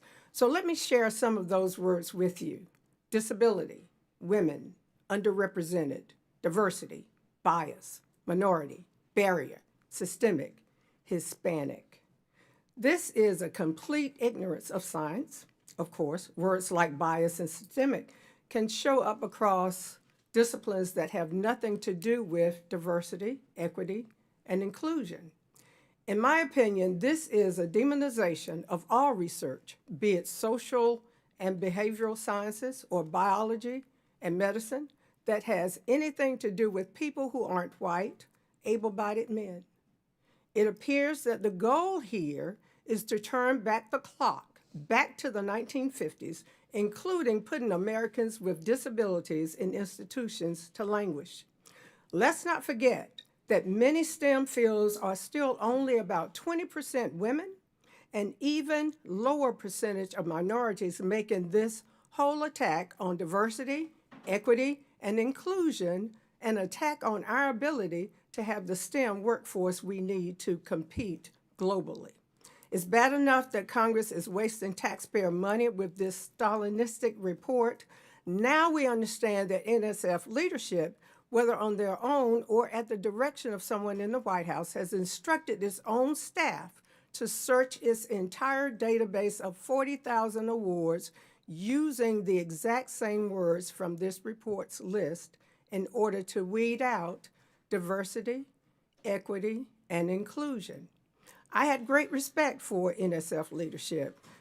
This has got to stop. The integrity of the agency, the integrity of its merit review process is sustaining tremendous damage, and the damage to the U.S. scientific enterprise will be irreversible. So, Dr. Parikh, surely you are hearing concerns about NSF ripple across the country. Do you want to add any of your own thoughts here? Thank you. Thank you, Congresswoman Fushi. The National Science Foundation was created in 1950 by Congress, and it was created with the idea that we are going to invest in science in the way that we did during the war, during a time of peace, and that we're going to make basic science breakthroughs that are going to drive us forward. And that simple little vision has a profound implication of building modern society today.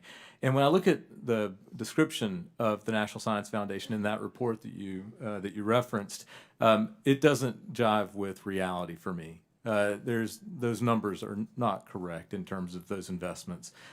More importantly, the work of the National Science Foundation and the leadership that's there, who was chosen by President Trump in his first term, has been such that it is driving forward public-private partnerships. It is looking for identifying the missing millions of students across this country who should be in the sciences, and it's been working very hard to ensure that we are making breakthroughs in those important areas. So I just think that there's a disconnect between what's written in that report and what the National Science Foundation is for and what it's doing today. Thank you. Dr. Wilson, would you care to add? Yes, thank you. I read the report as well, and I identified some of the same things that you did. Just because somebody, my institution is a Hispanic serving institution under Title V of the Higher Education Act. That appears in probably every grant that's submitted, which means that even if it is a piece of research on graphene particles, that it will show up as in that report. So I question the methodology of the report, and I completely understand staff resources are limited on the Hill. I get that. But I wouldn't say that report was particularly dispositive. And if we're going to do word searches to identify, to eliminate large numbers that you don't need to look at and then look at the others, okay, fine. But let's go forward, not try to renegotiate grants and contracts where we've already got students hired, we've already got PhDs doing the work, and where this was probably something required and added on by the NSF. So let's move forward, not backwards. Thank you, Mr. Chairman, and I ask for unanimous consent to enter into the record an article this week from Nature entitled "Exclusive: How NSF is Scoring Research Grants for Violations of Trump's Orders," and from the Washington Post entitled, "Here Are the Words Putting Science in the Crosshairs of Trump's Orders." So ordered. And now Representative Rouser from North Carolina. Yes, sir. Thank you, Mr. Chairman. And first, let me say it's a great honor and privilege to have the opportunity to serve on this committee. I appreciate that opportunity very much, and have been very interested in the testimony that's been provided today and the questions and answers. Mr. Hammond, you said something that struck me, and I'd like for you to elaborate on it. To paraphrase, it was something to the effect of in China, the regulatory barriers or non-barriers are such that they can bring something to market fairly quickly, whereas here we have you know, a number of different regulatory barriers. Can you expound on that a little bit so that the average person back home, you know, understands what you're referring to there? Yeah, absolutely. Thank you for that question. You know, traditionally, we've made this sharp distinction between basic research and applied research, and my view is that the distinction is not as clear-cut as it first seems. Across technology categories, there's a lot of learning by doing that happens by trying to manufacture technology at scale. So the fact that America has leading robotics companies, leading drone companies, leading batteries technologies, we're at a disadvantage if we're not producing millions of units of those technologies. What we have drone companies, but we can't produce the number of drones that China does. And when they produce that at that volume, they learn how to make costs go down, how to improve quality. And so that, you know, if we want to accelerate science, we ought to accelerate real investment in the real economy. And I'll give AI as an example. Just as we announced Stargate, China last week announced a 1 trillion yuan, $140 billion investment in AI infrastructure, a state-sponsored initiative. That compute will largely come from NVIDIA, H20 and B20 chips, and foreign cloud providers. And so it's now imperative that we cut off access to those chips, which are designed to get around existing export controls. Because right now our lead is in hardware, and to your question's point, China is adding hundreds of gigawatts of energy to their grid every year, where we're actually going backwards. Yeah. And if they catch up on AI, they'll leapfrog us on energy. Yeah.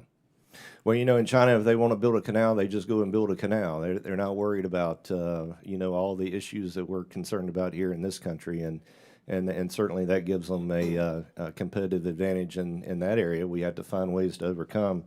So let me transition to K through 12 STEM education.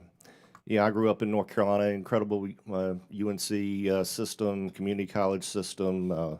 A lot of thought was put into that back in the 40s and the 50s, and we have really benefited tremendously over the years. Research Triangle Park, obviously, is a product of all that. A lot of folks moving into North Carolina doing all kinds of research.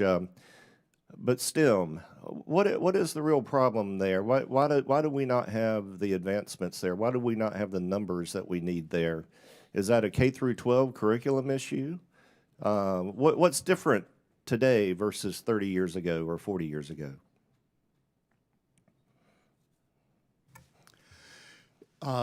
I think in so many ways, having a national culture that values STEM and really encourages the pathways of every American, everyone who is interested to pursue their dreams and to see the possibilities for the future.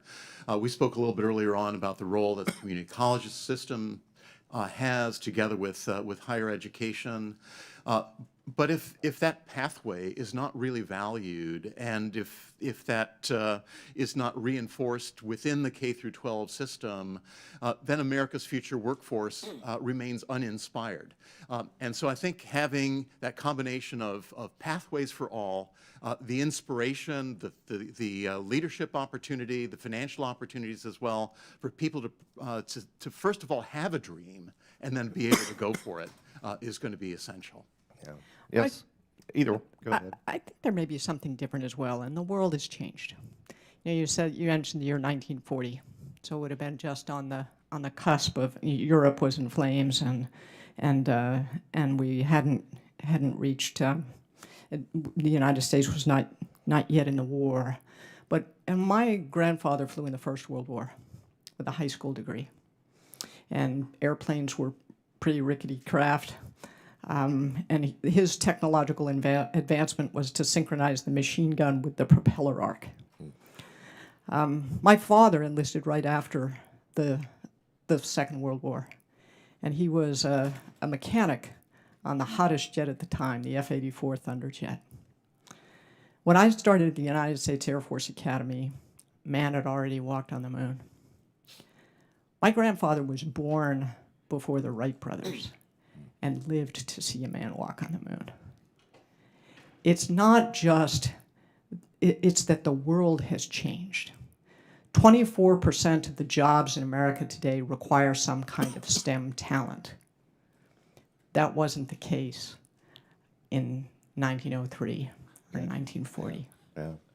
That reminds me, my grandfather built airplanes in World War II. I want to talk to you after, sir. My time has expired. Thank you, Mr. Chairman. I yield back. Yes, sir. Thank you very much. Now, Representative Sykes from great state of Ohio. Thank you, Chairman Babin and Ranking Member, for this hearing. I appreciate the conversation about the Wright brothers because it is a perfect time to remind everyone that Ohio is first in flight. And since all of my North Carolina folks are gone, no one is going to argue with me about that.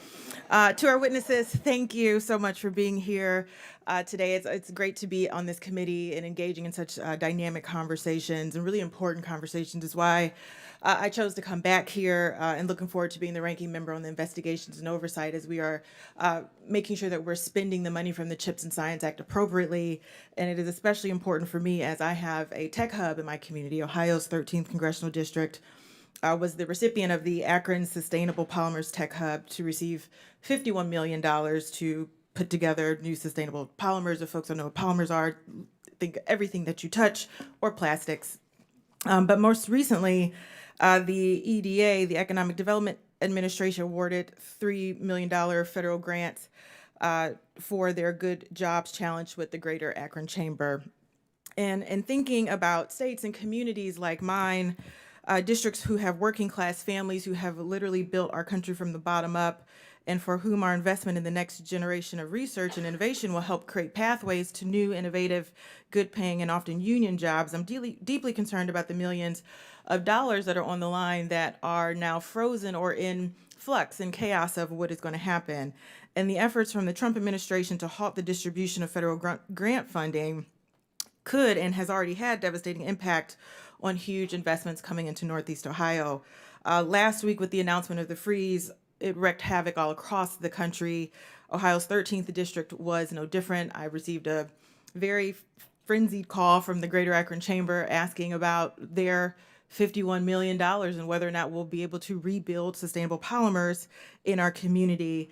And so, Mr. Copan, I want to ask you about this uncertainty in funding. You know, we have these really exciting, innovative programs, but we don't know what we're going to do. I mean, how is this challenging our ability to be innovative in this country and competitive with global partners? Thank you so much for that question. And as a former fellow Ohioan, I really appreciate your comments about first in flight. The opportunities that we have for these major public-private partnerships that have the potential of driving the future of research and innovation in this country is absolutely essential. We are in this unfortunate period of uncertainty. I believe that having clear communications about the future so plans can be appropriately promulgated is going to be essential. But it's important also for these teams that have worked so hard and have built coalitions that will be lasting coalitions for the country, also need to be nurtured. And so we know that we'll get through this time of uncertainty.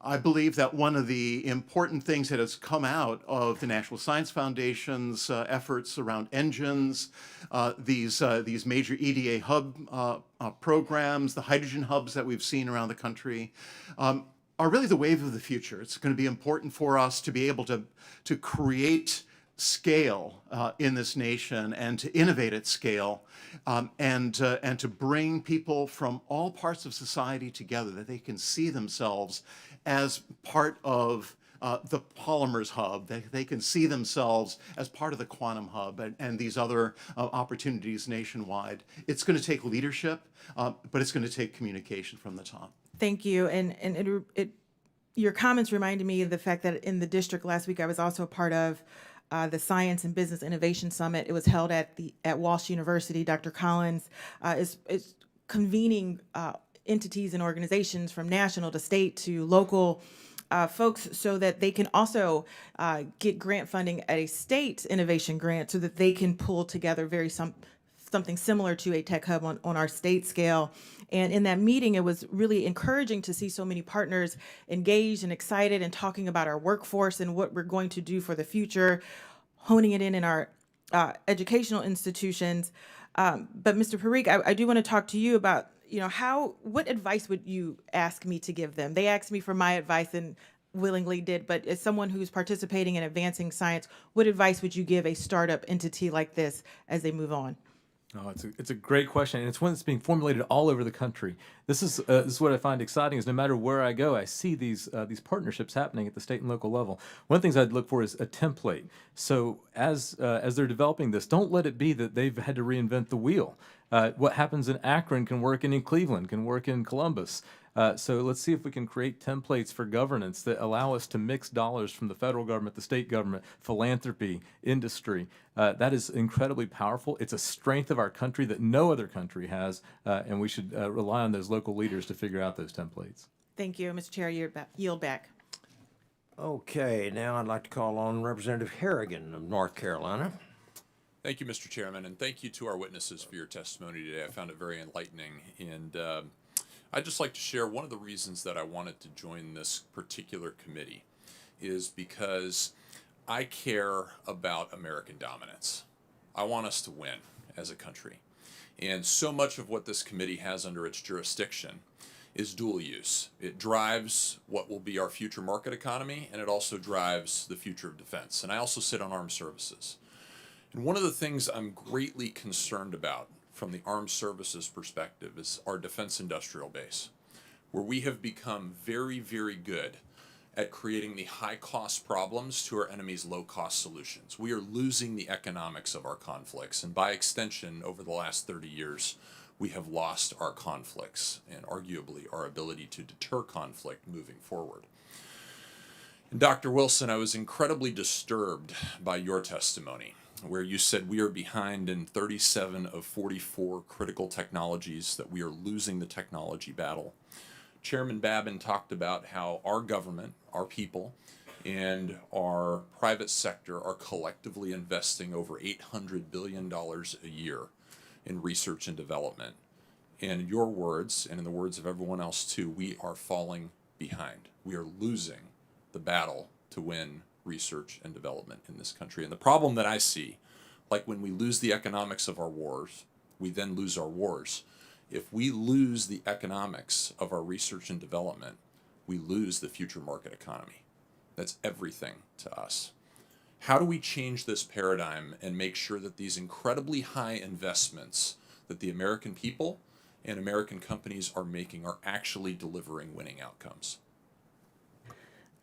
Thank you, Mr. Chairman. There's a couple of things. What you made there in your last sentence is probably one of the most important things we haven't talked about here, which is technology transfer from federally funded research, whether that's at universities or national labs, out into innovative businesses. And I have to say, I don't think higher education does that very well. There are very few universities that really do that well. And national labs, honestly, are even worse.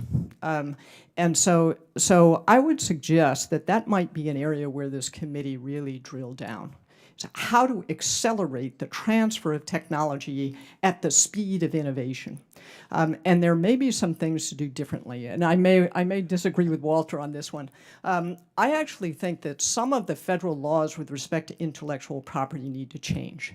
From my perspective, the value of the research as a university is in the research and the development of the PhDs through doing research.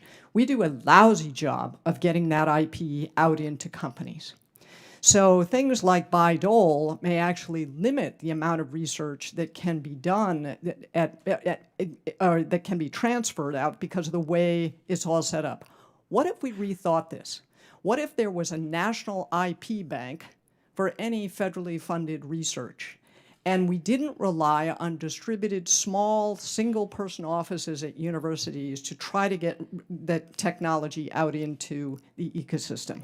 And the same for technologies developed at national laboratories. It would be a very different approach, and I think ultimately could benefit the researchers in the universities. But let the universities focus on doing the research and developing the talent, and let someone else commercialize the IP. The second is IP usually transfers on 2 feet.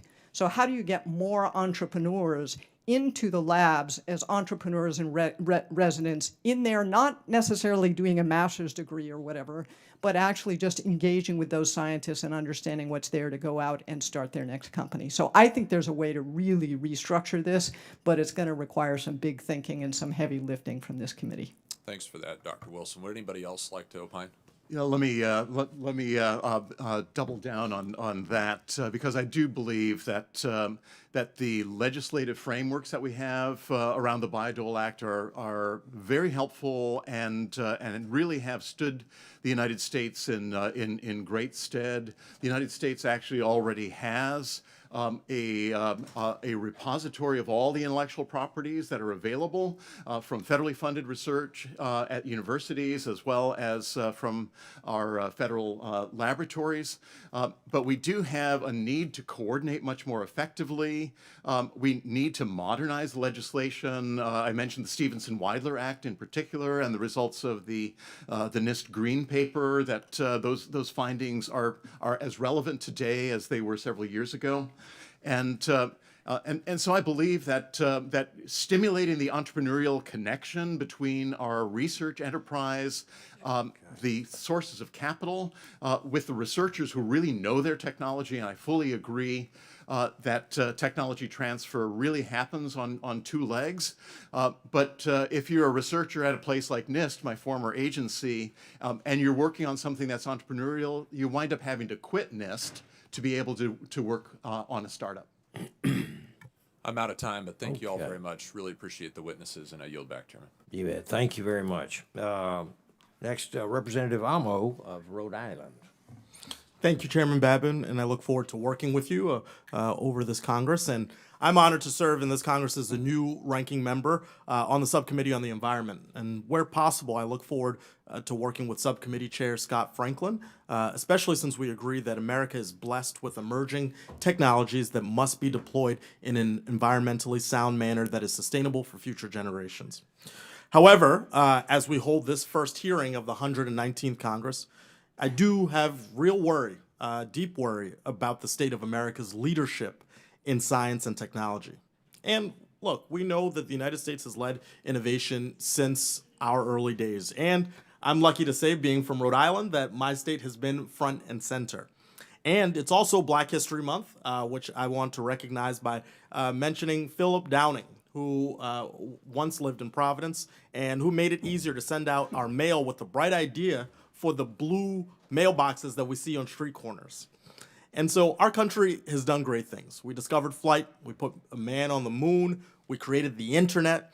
The irony of innovation, though, and it's a great irony, is that others will fill the void if we don't keep at it. And that's what's happened. You all know this. Between 1960 and 2020, our country's share of global research and development spending plummeted from 69% to 31%.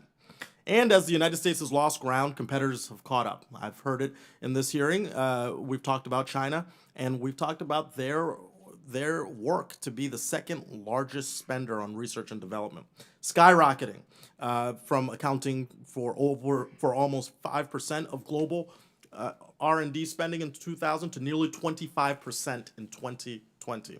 And so if there's one thing that unites government, industry, and academia, it's that we must reverse this trend and restore federal funding for basic research. Thankfully, Congress has increased authorization levels for key agencies like the National Science Foundation, the Department of Energy, and the National Institute of Standards and Technology, NIST. But it is congressional malpractice to authorize at one level and then appropriate funding that fails to meet this critical moment.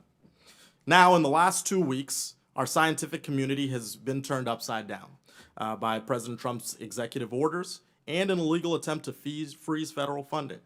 It is preventing research in my district and across the country. My office has received calls from federally funded researchers who are understandably worried that they will not be able to carry out work that they were approved and funded to do. Across our country, grant review panels at the National Science Foundation and the National Institutes of Health have been canceled. These delays, without any sort of action from my Republican colleagues, are causing the United States to fall behind. And so to my colleagues, I just ask, is this pause normal? Is it warranted? Is loyalty to the agenda at 1600 Pennsylvania Avenue worth the cost of China beating us? Is it worth delaying a potential cure for disease or a breakthrough that makes America the envy of the world? Why would my colleagues let this happen? What is the end goal? We have a role. We are sent to Congress to get to work on these problems and drive at innovation and solutions for the future. So, the question that I have, Dr. Parikh, is how does the Trump federal funding freeze destabilize scientific discovery and the early careers of researchers, and how will it undermine the United States' already tenuous leadership in science? Yeah, thank you for the question. What I've seen over the past 2 weeks has been just the incredible uncertainty amongst the scientific community. And sometimes it's uncertainty without a concrete thing. Sometimes the pause was going to happen, then it doesn't happen, then it might happen, it might not happen. The concrete thing is that most research is continuing in the country, but, and this is a huge but, is the uncertainty has caused a lot of folks, particularly early career scientists, to rethink, is this the right place for me? Because graduate students, postdocs, the people who do the work in the sciences are living paycheck to paycheck. They just are. And so when this lack of a certainty happens, even if it's for a period of 2 or 3 weeks, it leaves a scar. It leaves a scar and a bit of broken trust in this process. And I think that those folks are going to go on to work in the aerospace industry. They're going to go on to work in AI. Everything that we care about and that we're talking about in this hearing in terms of our competition. And it's a self-inflicted wound. It's not necessary. If we could talk about it from the top and say science remains a priority and we're going to continue and that this is the concrete thing that's going to happen, that would make such a difference. Well, I know my time is up, but I want to underscore that last sentiment. This is a self-inflicted wound. And with that, I yield back my time. Time expired. Thank you very much. Now I'd like to call on Representative Fong from the great state of California. Thank you, Mr. Chairman. Look forward to working with you in my second term on this committee to make sure that America remains a global leader in research and development. Dr. Wilson, I represent California's Aerospace Valley. So I have the Naval Air Weapons Station China Lake. We go up to Mojave Air and Spaceport. We go to NASA Armstrong, and then we have Edwards Air Force Base. Certainly a lot of conversation about AI, quantum, commercial space, and now hypersonics is becoming a lot more in the conversation as a national priority. Started launch, tested the first reusable hypersonics vehicle, Boom Supersonic, just tested the first civil supersonic jet, the XB-1. Certainly a lot of conversation about public-private partnership as well as the need for DoD collaboration. I was wondering, with your unique perspective as president of UTEP, Secretary of U.S. Air Force, member of Congress, how can we foster more collaboration from NASA with the Department of Defense, as well as allow NASA and other science agencies to attract even more greater participation from the private sector? Thank you, Mr. Chairman. I think there's a number of mechanisms that can work, but it requires the leaders of those entities to want to work together. We used to, when I was the Secretary of the Air Force, we used to call them family meetings. We would get together and every quarter review our portfolios. I would do that with the director of NASA and also the director of the CIA and Science and Technology. There's some very close relationships there, as well as with the National Reconnaissance Office. And driving forward, getting people to work together and the services to work with each other to advance research and development very quickly. That actually is possible to do, to force people to work together. The Secretary of the Army, Navy, and Air Force, we used to get along quite well. We'd have, unlike our predecessors, I guess, and we'd have breakfast together every 2 weeks with no agenda and no staff. Actually, it terrified the Pentagon. But we got a lot done, starting with research and development, and we stripped 5 years out of hypersonic tests by combining our research efforts, telling our people to work together, go fast, innovate, and take the best. So I think it can happen. It requires that kind of leadership. Do you have anything to add, Mr. Copan? Yes, indeed. And a number of our conversations today have been about coordinating across the interagency. That's a perfect example of the kind of partnership that was necessary. When I was director at NIST, we had very regular gatherings with the leadership of the Department of Energy, with the National Science Foundation leadership, and with the National Institutes of Health leadership for exactly the same reasons. Having a functional interagency for the United States and to bring together our resources in ways that are not duplicative, but where we seek synergy, where we seek opportunities to accelerate the science and technology agenda of the United States, because we have that common interest. And in many ways, it's the people working together that can accomplish great things, but they also need the support of this committee as we look at the kind of legislative barriers that we sometimes run into. And so as we look at the authorities that are available and the new kinds of partnership options that are going to be important for the future of government, I look forward to the great work of this committee. If I could delve in a little deeper, a lot of what you're saying is individual centric. It depends on the leaders to bring people together, to facilitate meetings, to facilitate conversations. Certainly, our challenge is looking forward, not in the short term, but what is our challenge 30 years from now? Where do we want America to be? As my colleagues would say, we want America to be dominant in all phases of science and research and development, and then work backwards. So what are those barriers? What are the structural challenges? And are there things that we need to codify in place to facilitate those partnerships? So let me begin with the return on investment legislation that was submitted to this committee some years back, and that update the Stevenson-Weidler Act, and there are certainly other opportunities for flexibility in mechanisms. We haven't spoken very much today about the role of the Office of Science and Technology Policy and the role of the National Science and Technology Council. The convenings of those interagencies and bringing together these leaders focused on the future of the enterprise, looking to coordinate. We talked about the mining sector a little bit earlier on, and the necessity of bringing together all of these parties that are important stakeholders, and bringing together the funding opportunities, but also shared priorities nationally. Mr. Hammond, did you have anything to add? Yes, thank you, Mr. Fung, in the remaining time. Just for context, in 2016, I published a paper called Make America Boom Again, the case for bringing back supersonics. So I know quite a lot about the supersonic issue. And I think it's actually a good archetype for why science and progress has slowed down since the 70s, because in 1973, the FAA outlawed, through regulatory decree, supersonic flight over land. There are now new technologies and potential technologies to make low-boom supersonic jets, and that's an area where proactive forward-leaning regulation can make a big difference. I appreciate that. We're trying to get a supersonic corridor through my district, so I appreciate all the guidance and input. My time's run out, but I look forward to work with all of you. Mr. Chairman, I yield back. Thank you. And now Representative Supermignon from Virginia, Commonwealth for Virginia. Yes, sir. Thank you, Mr. Chair. Yeah, Congressman Subramaniam. So I want to thank the chair and everyone for this hearing today. I think this is a really critical topic, making sure that we have leadership in science and technology. It's more important than ever. And, honestly, I'm a little bit concerned right now, and I know others have expressed that concern.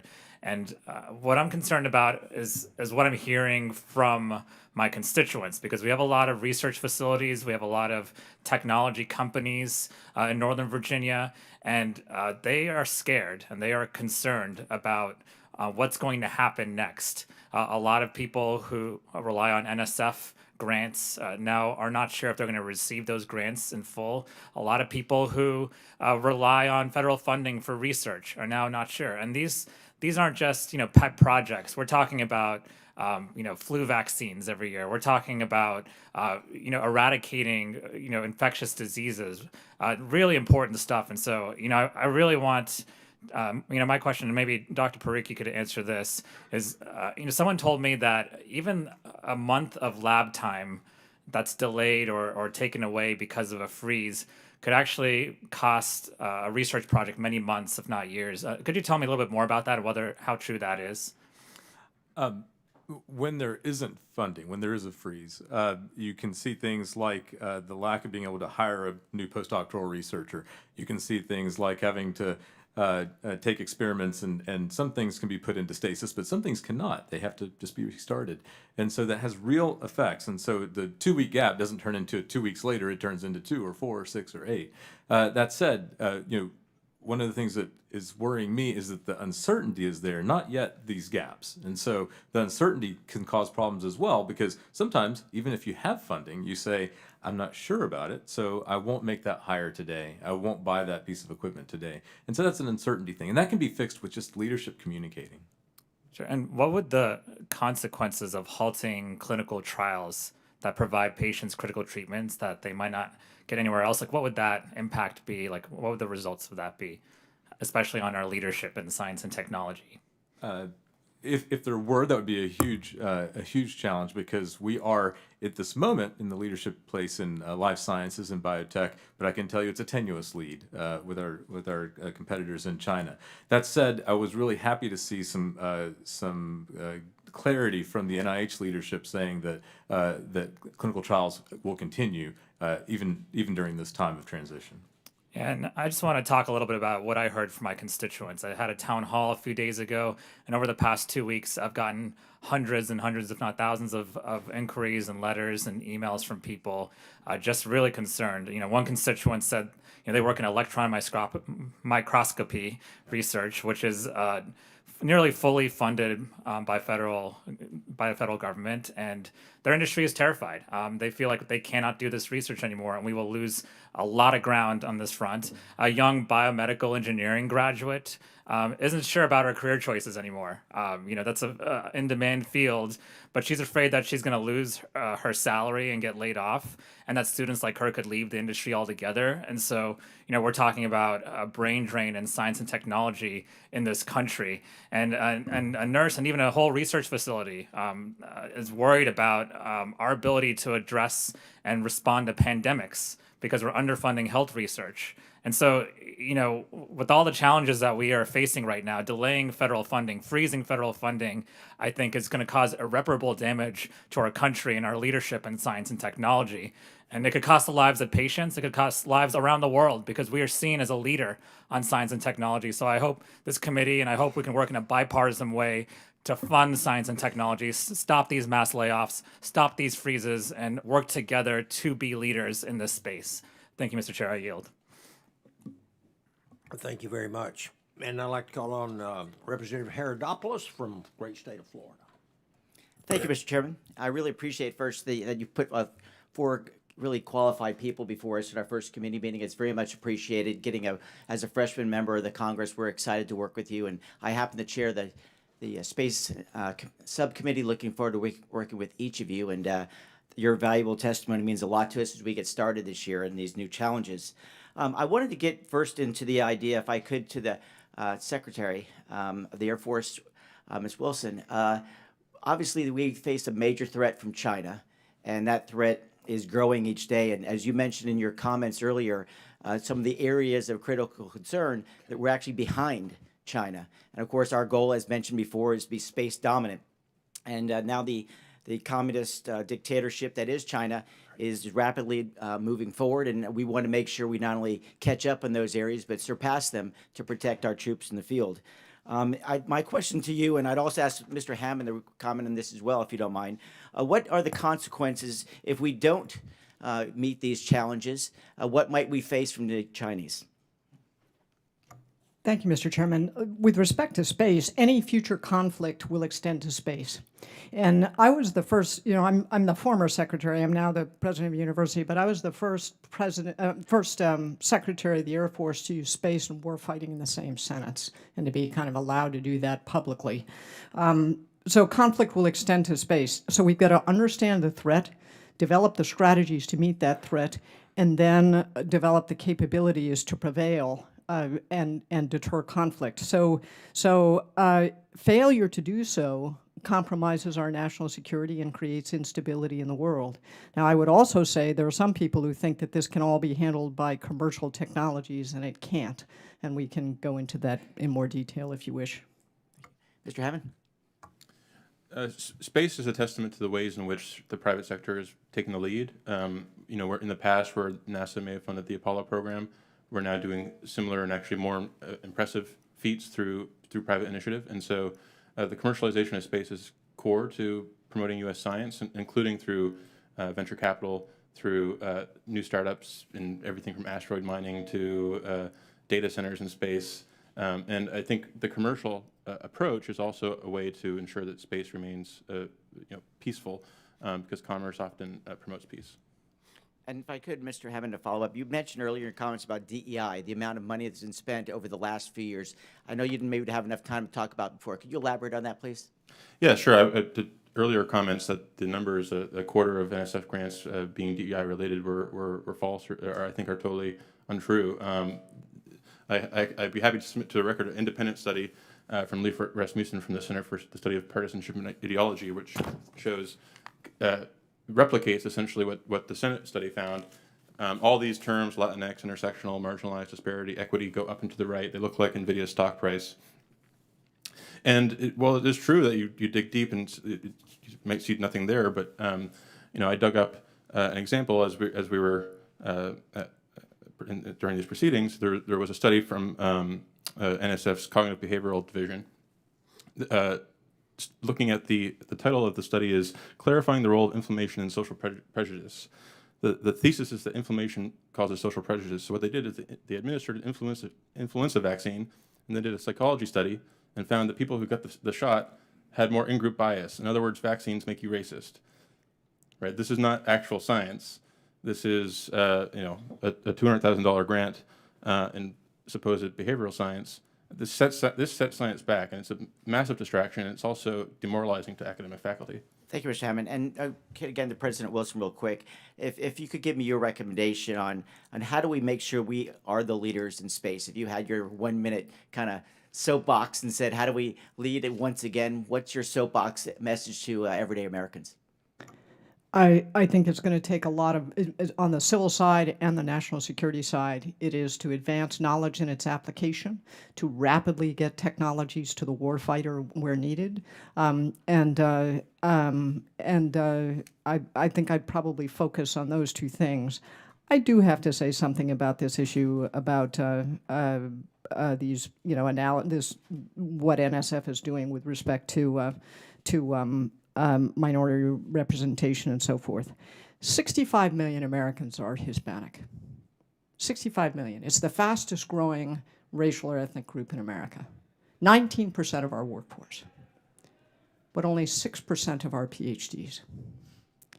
We either reach this next generation and inspire them to participate in science and engineering, or we will lose as a nation. That's what's at stake. And that's what universities like UTEP are seeking to do with the support of the state of Texas, National Science Foundation, National Institutes of Health, and others. Hear, hear. Thank you, Madam President. And with that, Mr. Chairman, I yield back. Yes, sir. Thank you very much. And now Representative Rivas from California.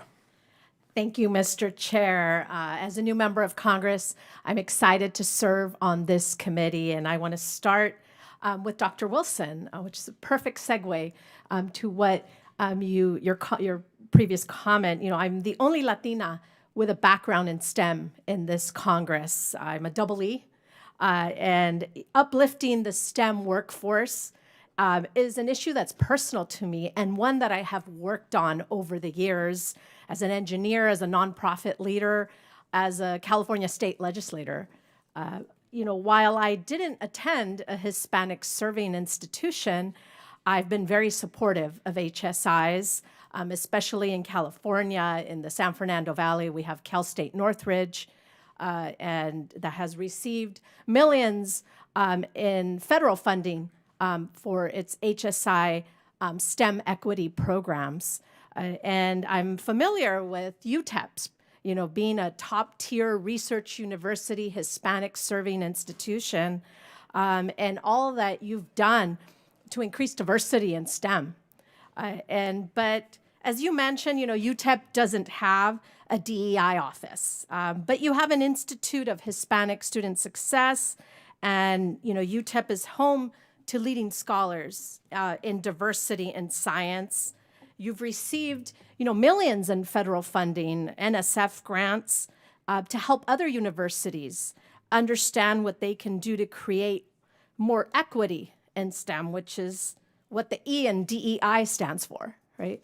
But recently, the administration has rescinded 2 Biden executive orders that provide support for Hispanic serving institutions. And with all of this uncertainty over, NSF funding and DEI and all of that, I'm concerned for institutions like yours that have received millions of dollars for programs, especially in diversity and science. And so my question for you is, what would the impact be on UTEP and its students if all outreach and support and federal funding for HSIs were eliminated? Congresswoman, we've taken a different approach at UTEP. We don't have a DEI office, and I think that what UTEP has done has been much more effective, and the results show that. We started out this has taken place over 35 years, and we started out with multiple regression analyses of our student body and understanding what are the things and what are the factors that are most important to student success, and then in a very boring and systematic way, implementing those things in a comprehensive way. So we haven't gone in the direction that I think is the concern. I do think that there's a lot of confusion about what DEI is and what it is not, and that may be an area where things can clarify. Like I mentioned that, you have NSF funding to create more equity in STEM. What's confusing about that with We have a number of federally funded programs, like we lead the Computing Alliance of Hispanic Serving Institutions, as an example, a network of 70 institutions that are intended to try to engage more students and get them involved in STEM. And so I don't see, most of the DEI movement is over the last 4 years, and we can read the popular books on them and so forth, but they're quite different from the inclusive excellence strategies pursued by universities like UTEP. I think other universities don't serve majority Hispanic or other minorities. Like I attended MIT that had a diversity office and provided the support and student success programs like yours does, and probably learn from institutions like yours. And that's a DEI office, right? Because we are not, the university is not majority Hispanic. But the administration is also proposing to eliminate Department of Education, which is where HSI funding comes from. How would that impact UTEP? Well, certainly Title V funding, Pell Grants, and all of those things are absolutely vital to higher education. There's absolutely no question about that, and would require congressional action in order to change those things. Okay, thank you for your response. I'm running out of time, but I really believe that we're shooting ourselves in the foot, like others have said, by potential federal funding freezes for successful programs like yours. Thank you. Thank you. Representative Kennedy from great state of Utah. Thank you, Mr. Chair, and to the ranking member as well. It's great to be here on this committee, and I'm honored to be here with you. And thank you to the witnesses. You've been sitting there for a long time and listening to us come and go, and I'm impressed with your physiologic potency to be able to tolerate not only the questions intellectually, but also to be able to sit there for so long. Utah is fast becoming a leader in science and technology. In fact, we have our Silicon Slopes to compete with Silicon Valley, and I'm proud of the 1,000 businesses that are actually represented there. And part of that infrastructure is a reflection, and I'll ask my two academics when it comes to Ms. Wilson and Mr. Copan. I'm curious about the pipeline of students that are coming into your organizations. All four of you have testified about the significant challenges we have on the international stage to keep up. What I'm concerned about is the quality of our education, which we've talked about in this committee from K through 12. And when a child learns in 2nd and 3rd grade that they should be scared of math, then they're very hesitant to explore any further in that. I'm a family doctor. I went through medical school, pre-med. I did the physics. I did the organic and inorganic chemistry, and I know most, if not all of you, have done those sort of things as well. although the economics professor, maybe, I don't know how many physics classes you took to get through the economics associated with that, but what I'm concerned about, particularly with COVID lockdowns, we've talked about spending freezes, but we swallowed the pill of COVID lockdowns, and our children for a generation may have significant academic deficiencies because of the fear of a virus, which turned out to be very different from what we thought.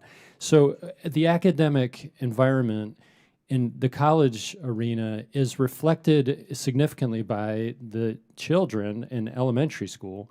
And my question is what can we do on that level to make sure that children can go into courses like physics and deep math like calculus 1, 2, and 3, and so on, and that they're not scared to do these things later on. So Ms. Wilson, if you would, Dr. Wilson, if you would start, and then Dr. Copan, if you would follow with answers on that, because I'm really concerned that children actually learn early not to go into these subjects that we need our engineers to go into. Thank you, Mr. Chairman.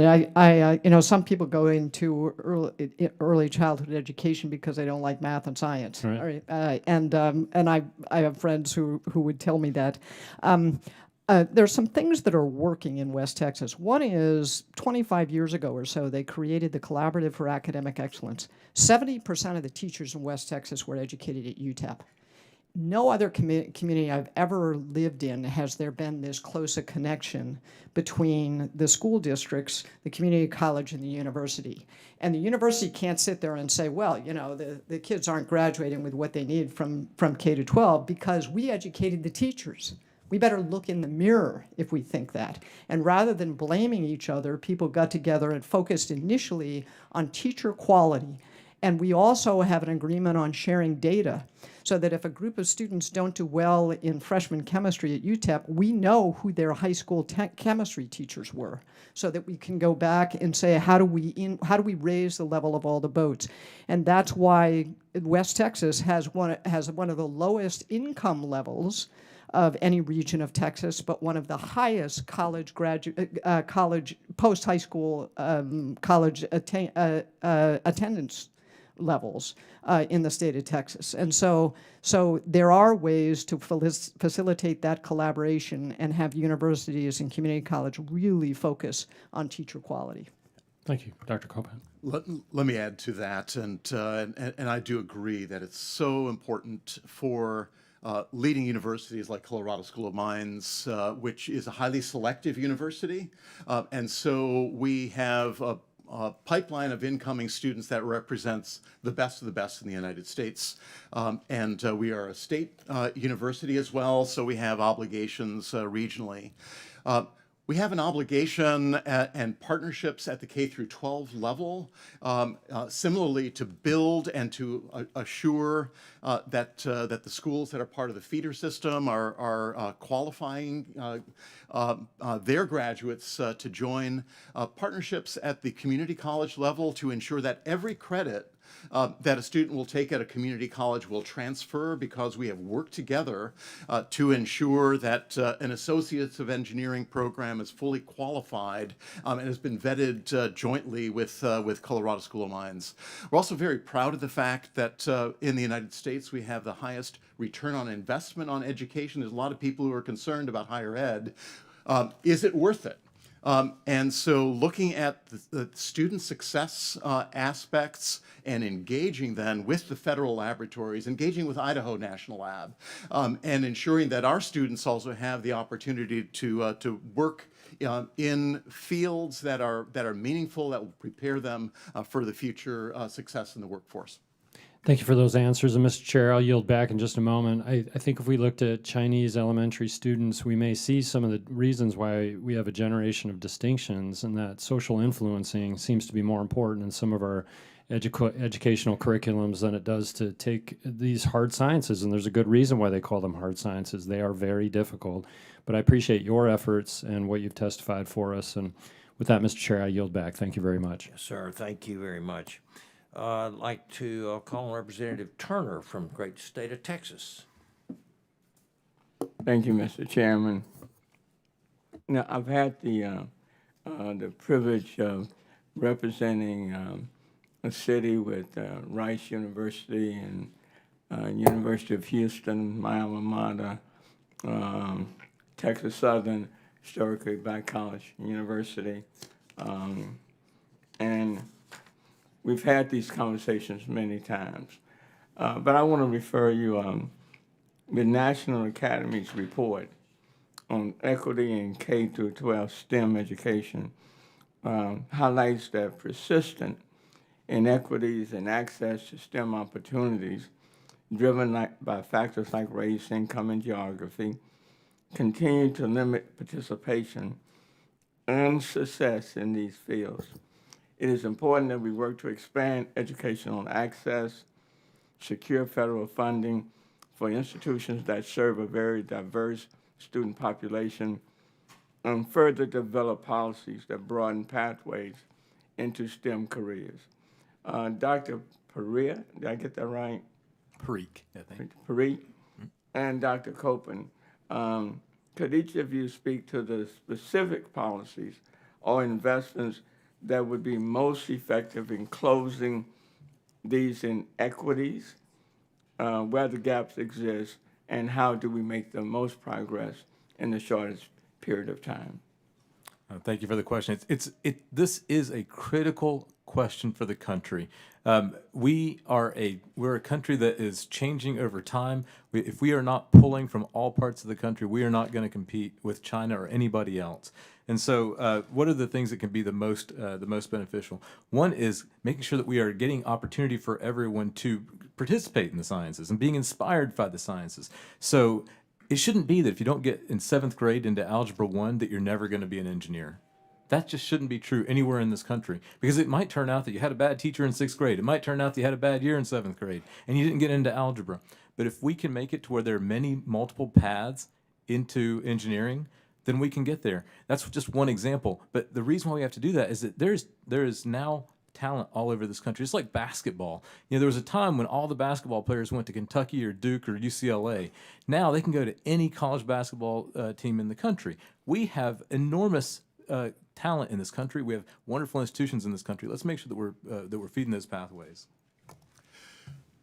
I fully agree with the comments that Sudip shared, and having first and foremost a welcoming environment for students regardless of where they're from, and ensuring that they know that they have a home and a pathway to build a career of success is essential. I had mentioned the fact that we are an elite university, and so we have worked very hard to ensure that everybody has a chance. So about 35% of our student population are women, and also about 35% represent minorities. And we're thrilled. We have the largest chapter of the Society of Women Engineers anywhere at Colorado School of Mines. So building community, but also creating outreach and inspiring the next generation about the possibilities. They're not going to be able to participate in the innovation economy and the excitement there unless they're encouraged, and encouraged at home as well as at school. And the important role that guidance counselors play throughout this whole journey, and connecting them with leading universities, connecting them with the kinds of resources so that their students can hear personal stories of people that look just like them. And when we are pulling from these various backgrounds, would you agree with me that we are making our country more competitive, that and our failure to do so puts us at a disadvantage when competing globally? Would all of you agree with me on that? We need the best of America to be part of this journey with us. And let me just say, so it's important for us to be intentional. Just like our colleges and universities go after the best baseball players, or basketball players, of football players. No one yells about diversity and inclusion there. It is equally important that we go after our academicians, our students, in a very intentional way. Thank you. I yield back, Mr. Chairman. Okay, Representative Biggs from South Carolina. Thank you, Chairman Babin.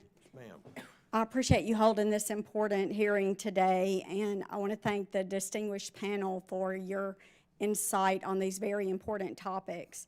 So as a new member of the Science, Space, and Technology Committee, I'm very honored to serve in this position and eager to take your ideas and get to work hard for the 3rd District of South Carolina. So my first question is, I want to direct it to Dr. Copan and Mr. Hammond, if you don't mind.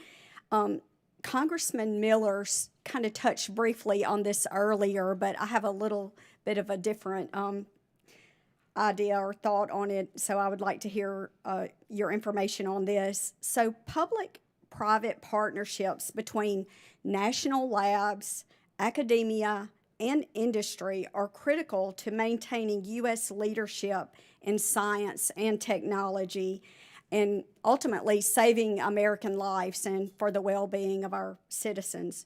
So regarding artificial intelligence, what partnership models have worked well to maintain and to advance U.S. dominance in this sphere? And where can the United States learn from its failures in the AI domain? Thank you so much. What a wonderful question, and I do believe that that we are on a journey and learning as we go. I think that public-private partnerships that that bring together all these players are certainly exemplified in the latest NIST Manufacturing USA Institute that focuses on digital twin, and so the application of artificial intelligence in partnership with the private sector. So there's 200 companies that are part of this new collaboration together with NIST. 7 of the Department of Energy federal laboratories are part of this relationship. And so having a flexible structure utilizing the authorities under what's called other transaction authority that allows people to negotiate terms and creates a framework then that can be leveraged in other public-private partnerships. And we've been talking about repeatable frameworks for success here. I think that the United States really needs to look at our current lead in key technologies for AI, in particular natural language processing, where the U.S. has a key lead, and looking at the ways that we can really double down, bring together those top minds nationally, and ensure that we're actually utilizing and then building upon the innovation infrastructure, including high-performance compute and GPU nodes. We're talking about the important presence of major companies like NVIDIA and IBM and others to be collaborators in these initiatives. Great, thank you. On compute in particular, I'd like to point you to a report just published 2 days ago from the Institute for Progress by Tim Fiss and Arnab Datta called Compute in America. It outlines a full strategy to create special compute zones on U.S. federal lands and all the dynamics that would go into that. Hardware and our data center ecosystem is our core advantage in AI. And with China, as I mentioned earlier, adding hundreds of gigawatts of energy to their grid, just in the United States, we're looking at, over the course of this decade, adding prospectively a Japan of energy in our data centers. And so we need to have a concerted effort to build and build smart. And also, if we make use of federal lands and special arrangements, it also is an opportunity to induce private developers to build capacity for DoD and DOE, including more secure facilities where private investment wouldn't normally flow. Great, thank you so much. And just briefly, Dr. Wilson, thank you so much for your service to our country as an officer in the Air Force, a member of Congress, and as the Secretary of the Air Force under President Trump. As a healthcare professional and as a member currently of the Air National Guard, I understand very well how research and development often ends up in life-saving technology. not only in the military but in the private sector. So my question to you is, what is your experience with the disastrous DEI inclusion policies in the military as well as the collegiate research and development, and how has this shifted the technological balance between the United States and China? Chairman, I'm probably not qualified to talk about the how it's affected things with China. UTEP never created a DEI office, and but we have results that people who advocate for DEI say they want. Most of the DEI offices and training were really fueled by the Black Lives Matter movement in 2020 and popularized by books like How to Be an Anti-Racist by Ibram Kendi and White Fragility by Robin DiAngelo, which were after my time as secretary. Thank you. I yield back. Thank you very much, Representative McBride from Delaware.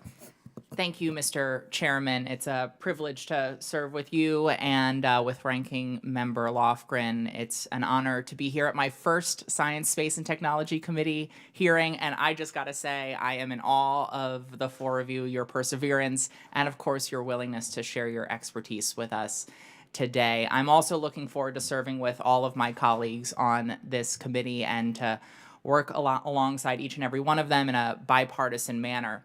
As we've discussed today, the United States has long led the world in science and technological innovation, providing tangible benefits for my constituents in Delaware and for Americans across the country. Our work in this space creates jobs, it lowers costs, it improves health and quality of life, and certainly drives economic growth now and for generations to come.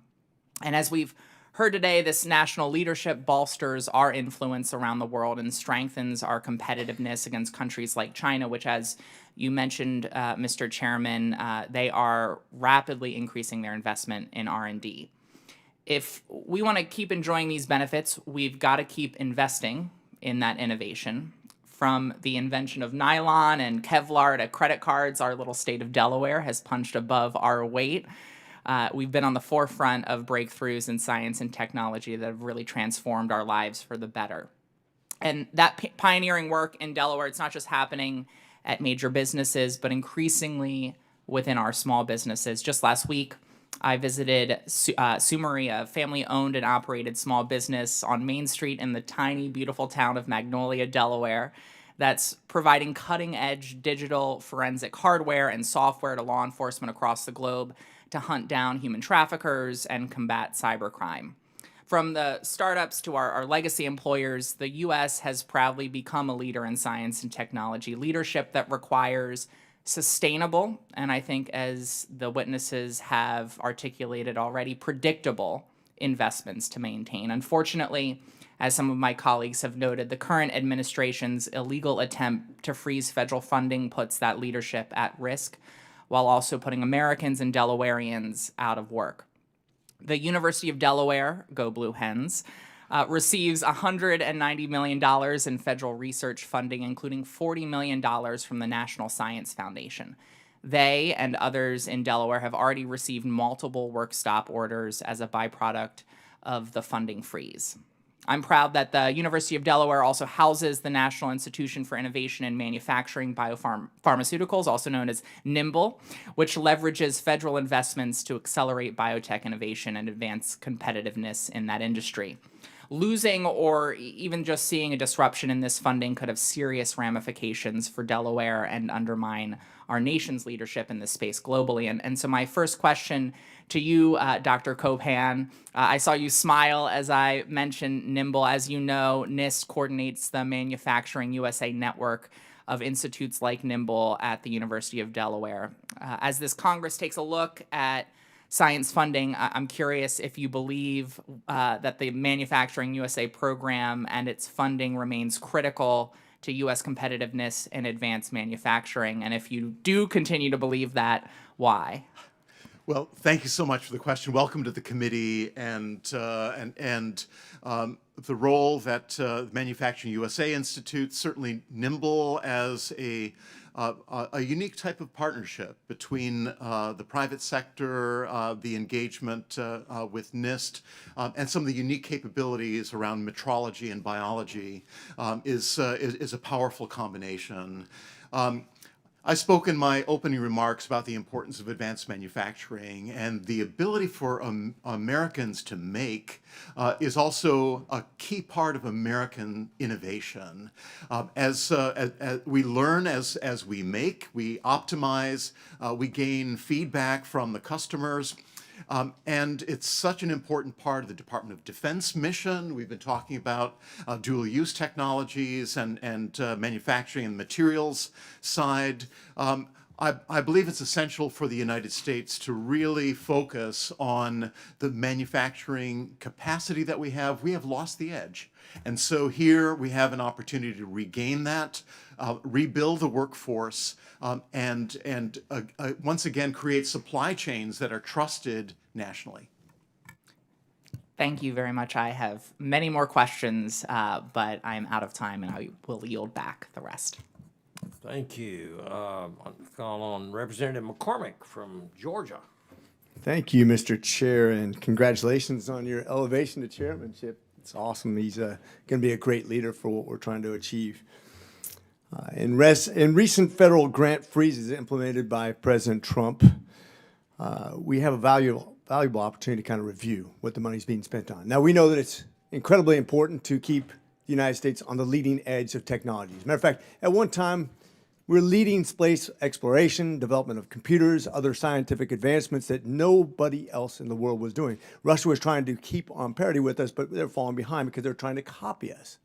Now we spend probably 3/4 of our budget on welfare, and we really don't invest in science, space, and technology anymore other than the military, and so we are falling behind. So I think it's really important to have this grant process to keep us competitive into the future. However, the reason we've frozen is because we found a tremendous amount of waste and diversion of those funds that could be helping your universities and your leadership to advance those things. Right now, we are relying on the private sector, such as Elon Musk, to put more spaceships into outer space than the entire governments of all the rest of the countries in the world.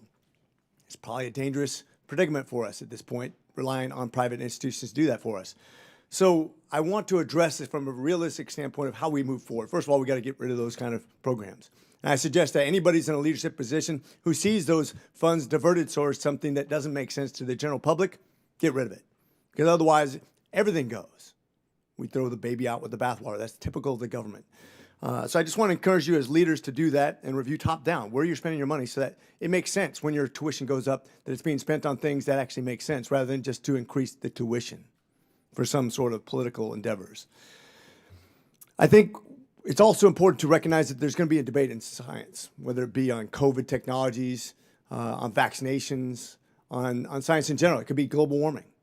There's Democrats and Republicans calling into question what the science is. Have you seen Unsettled by Coonan, a Democrat who calls into question the way we're studying things?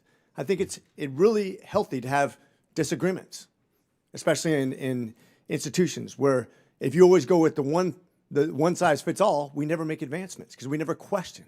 In medicine, we've made tremendous advancements by the minority disagreeing with the majority and them being correct. I think, President Wilson, I have a direct question for you that kind of pertains to all this and how we advance. We noticed in Georgia, in the metro area, we have become an innovation powerhouse. I was a Georgia Tech alumni. I've watched what they've done in science and space and what they've done in innovation for rockets and everything else in the aerospace industry. What I love about the Georgia Tech Research Institute leading the way in the design of these different technologies, now top 100 winner in heat injury prevention system and developing robots capable of maintenance in outer space, which is incredibly exciting. I reflect on how you've advanced your university and what you've done in place of a DEI system. You kind of explained it in previous questions, but how do you explain the success you've had of elevating true diversity, but through meritocracy and also recognizing that everybody's capable? We have an incredible amount of diverse intelligence and innovation of all races and both genders, and watching people just explore their ability to create without actually forcing it down somebody's throat and saying you're going to be elevated regardless what your ability is. What's your secret to success? Mr. Chairman and Congressman, thank you for the question. I mean, I think part of it is that we come at this from a very pragmatic approach, which is we do recognize that talent is widely distributed, opportunity is not. All right, we deal with a population that is disproportionately low income and that are first generation students. And that's not on, that's all probably all over the state of Georgia as well. So what do? You start out by analyzing and doing deep dives on your own data on how students succeed. What are the things that cause high-risk students to persist to graduation, and focus on those things. We have advisors and an advising model that is comprehensive. It's not just about registering kids for class. It's looking at their financial, social, academic circumstances, and then getting them engaged in the high-impact practices that are proven and data-based to help people succeed. There are universities in Georgia that have done the same, and I think that those kinds of things are much more successful. And in fact, there was a Rutgers study in November of 2024 that confirmed what a lot of people suspected, that some of the focus on DEI and anti-racism teaching and so on is not effective. It's actually counterproductive, and there's a much better way. And I just want to second that as a former student body president at Morehouse School of Medicine, where I saw incredibly much more intelligent people and capable people than myself that didn't look like me. But we had those amazing relationships, and if you just let people flourish, that school took people who necessarily wouldn't have had an opportunity and flourished, scored above their grade in the next test as they continued to develop and had those opportunities. And it was all done on merit, and I love to watch it because everybody's capable if they're given a chance. God bless you for what you guys do. Well, I think there's more than just being given a chance. One of the things that all of us in this room live educated, very successful lives. And our kids and grandkids have us. And that gives them an advantage. Our responsibility as leaders is to reach out to the kids who don't even know that the door of opportunity is there and show them the door and engage them so that they want to come in with us. That's the difference. Well said. And from the private sector, I appreciate all these solutions we give that are outside the government scope because that's the real power of the United States. God bless you. Thank you. Thank you. Now I'd like to call on the gentleman from California, Mr. Whitesides. Thank you, Mr. Chairman, and thank you for your leadership. We're looking forward to working with you, and I think it's a great subject for our first hearing. I'm sorry that you guys have to go without lunch. You know, we get to go to other stuff. I'll be quick because I don't have much time. I just want to talk about the pipeline and stability. I was really touched by a couple of points in various points of your testimony. In terms of the pipeline, President Wilson was talking about the Graduate Research Fellowship Program. There's 16,000 applicants last year for only about 2,500 scholarships from NSF. You know, that speaks to the potential to grow the pipeline. I'd love for you to talk about that. But before I do that, I just want to call out, you know, in our district, the 27th, we have great educational pipeline. We have the College of the Canyons. We have Antelope Valley College. I believe that community colleges also have an important role to play as working in concert with, you know, the amazing institutions close to us, Caltech, UCLA, all these other amazing places, and the NASA facilities that we have, NASA Armstrong and JPL. I have to say I was shocked and disappointed about the freezes. As some of you may know, that happened at a key moment. The math scholarships were paused right at the moment when folks were deciding where they were going to do their postdocs. And so that's a point where we could lose our leadership, right? If people find that the instability, that we're not a stable place, then they could go take them in China or somewhere else. So any comments that you might have in their mind, maybe President Wilson could start on the importance of the pipeline and the importance of stability in promoting that pipeline. Thank you, Mr. Chairman. And Congressman, you're right. That pipeline or pathway is an important thing. And with respect to the Graduate Research Fellowship Program at the National Science Foundation, there are two things I would say. First of all, one of the really good things about that program is it puts the scholarship money in the hands of the student, not the principal investigator. So the student can then go find what's right for them. And I think that's really powerful. And it may not be what most university presidents or principal investigators will tell you, right? But I think it's really good for us long term with respect to expanding the pathway and inspiring the next generation. The second thing is many NSF grants don't require that the PI report who they're funding as graduate students. I think that's something to take a look at, and as far as expanding opportunities for American students. And there may be opportunities as well. The third thing I would say is to partner with the states. The National Science Foundation reviews 16,000 grant proposals from students who want to go on to graduate school. No matter what that number is, whether it's funded 2,500 from the NSF or 3,000, there are going to be some qualified applicants who are not funded, but they want to do it. Mm-hmm. Well, you don't have to review those proposals again. Partner with the states. My guess is that there's an opportunity for the states to fund their own version of a graduate research fellowship program and not even have to re-review the... That's a great idea. So I think that there's an opportunity, and that gets back to strategies to partner rather than just do everything itself. Terrific, thank you.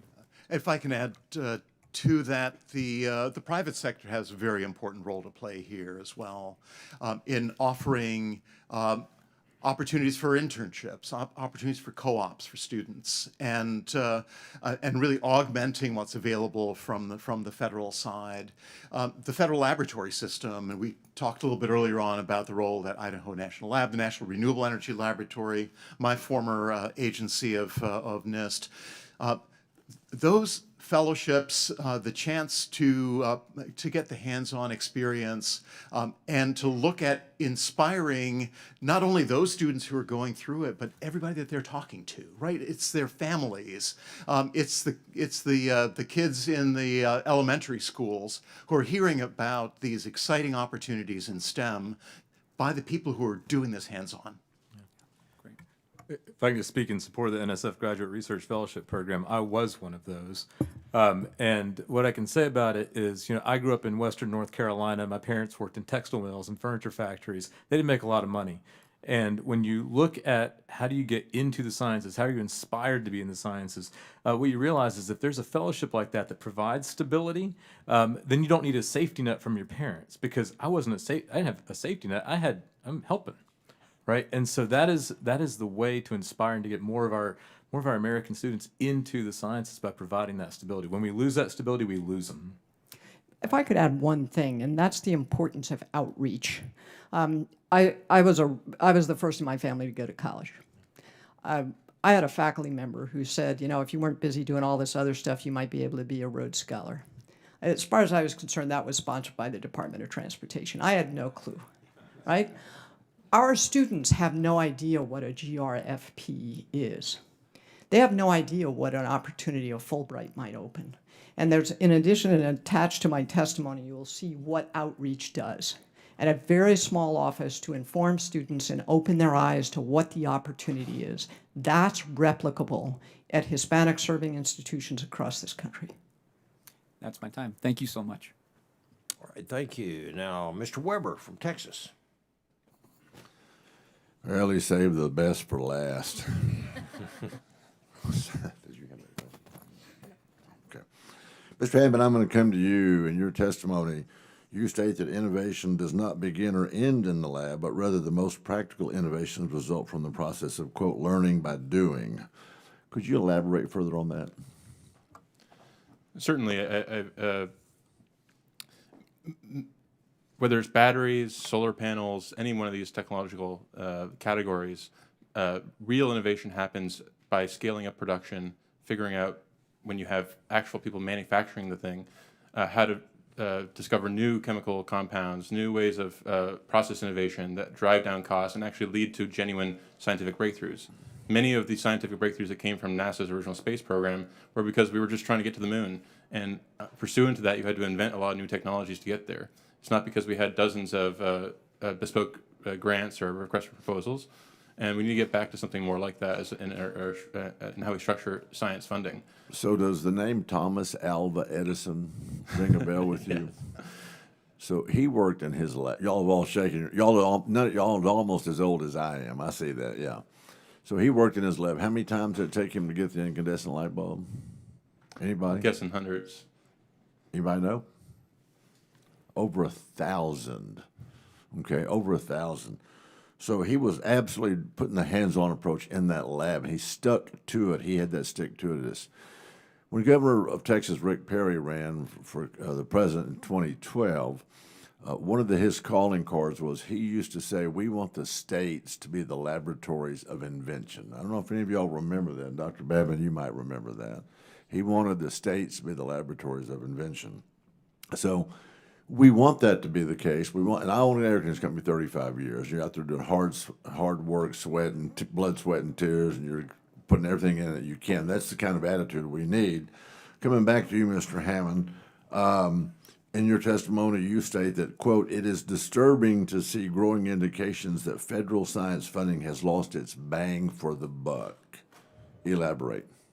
Yeah, to the point about states being the laboratory of invention, one of the side effects of federalizing science funding is we put all our eggs in one basket. And we do try to course correct for that with sort of ad hoc programs to try to diversify where funding is going, but it's still all in one basket. And so on the margin, I would be very much in support of decentralizing science funding back to the states in some cases. This is also pursuant to some of the other comments about, how do we get more young people into programs and so on. There's lots of evidence showing that younger researchers are, that's where creativity peaks. But because over time, the age of an average principal investigator has increased, and now they're basically gray in the hair until you get to run your own program. So, but it's fair to say, isn't it, that the people need stick-to-itiveness. Mm-hmm. Thomas Edison had it, right? But they also need encouragement at home to be bringing them up. They need to know the opportunities that we're all talking about here today. Finally, in your testimony, you point out that many of today's most transformative science breakthroughs now occur at privately funded nonprofit research organizations. Why do you think that is, and can you put a quantitative number on that? Is it 10%? Is it 30%? What do you think?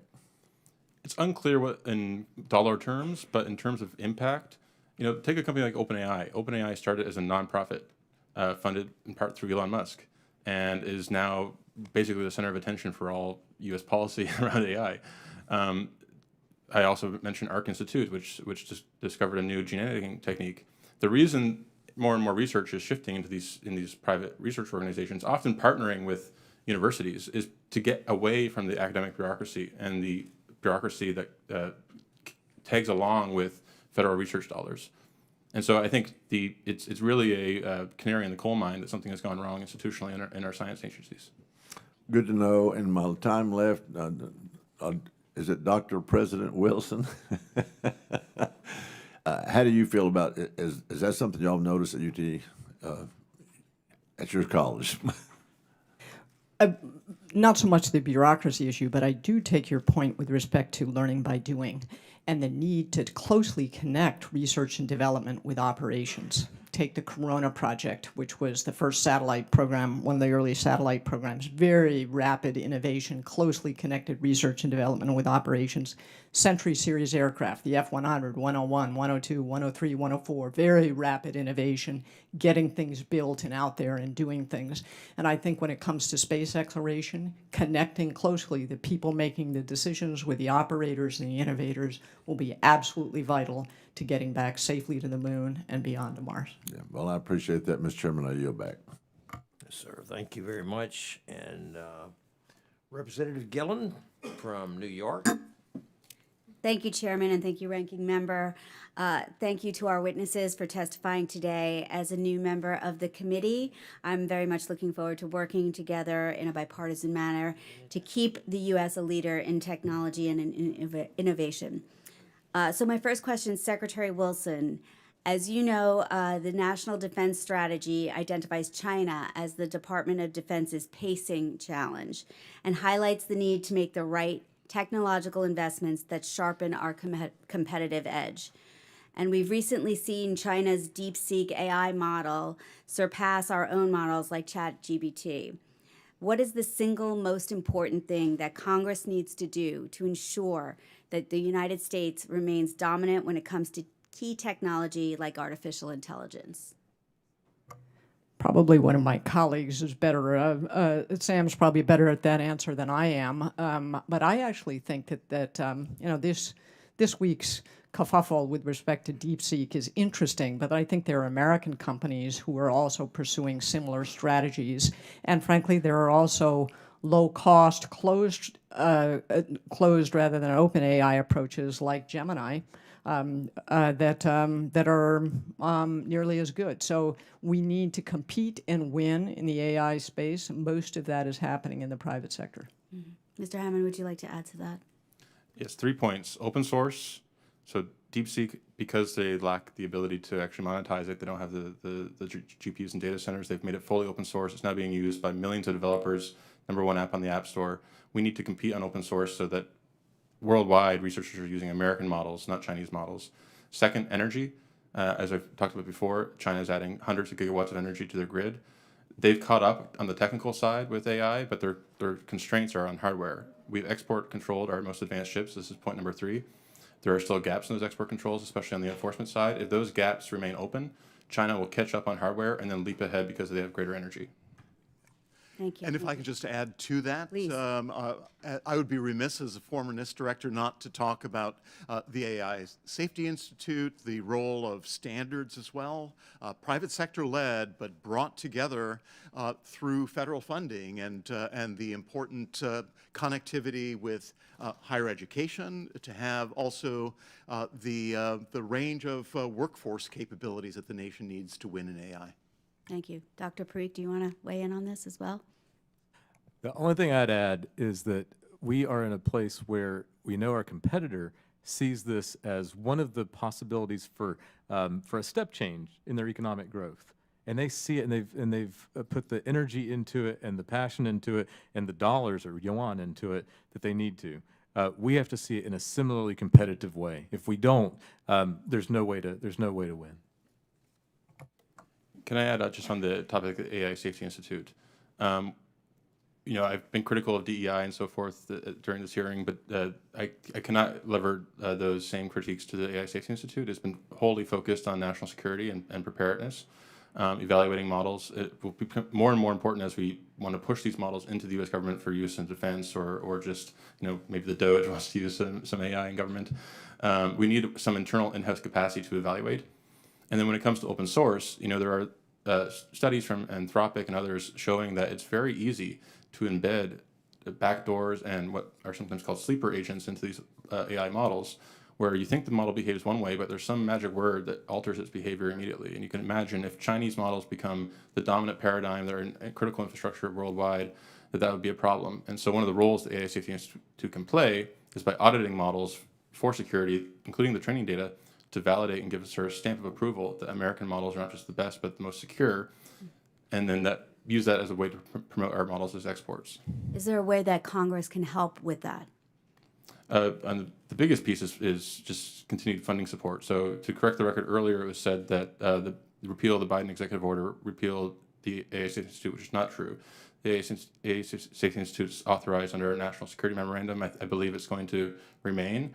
But NIST is there's pluses and minuses to having this in NIST. One of them, the budget is very tight, and there are proposals out there, for instance, for a NIST foundation that would allow private philanthropy to pitch in and actually allow reliable funding to go to the AI Safety Institute, which has genuine funding needs because they're trying to train and test these models.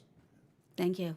Yeah, and if I could just add, this committee has been very active with the EPIC bill, which supports the foundation model, and also the other return on investment legislation previously mentioned, which would much more broadly authorize not-for-profit foundations across the federal sector to enable much more flexible models and different forms of funding to be brought in to augment federal funds. Thank you. I still have more time. The gentlelady thinks she yields back. Okay. I had many more questions, but I'll follow up some other time. Mrs. Friedman is recognized. Thank you very much. Thank you very much, Chair Babin and Ranking Member Lofgren. I was very excited to be appointed to this committee. I was very excited to be able to talk about the hospitals in my district and the very large medical biotech facilities that we have, the amazing NASA JPL scientists who live in my district, about the work that's being done to foster clean energy and to push back against the climate change, which is wreaking havoc right now in California and around the world. I was interested in pushing forward policies that will help encourage research into fire resiliency and prevention in California, and to make sure that America, and particularly California, because I am biased, continue to lead the world on AI technology and other types of computer technology.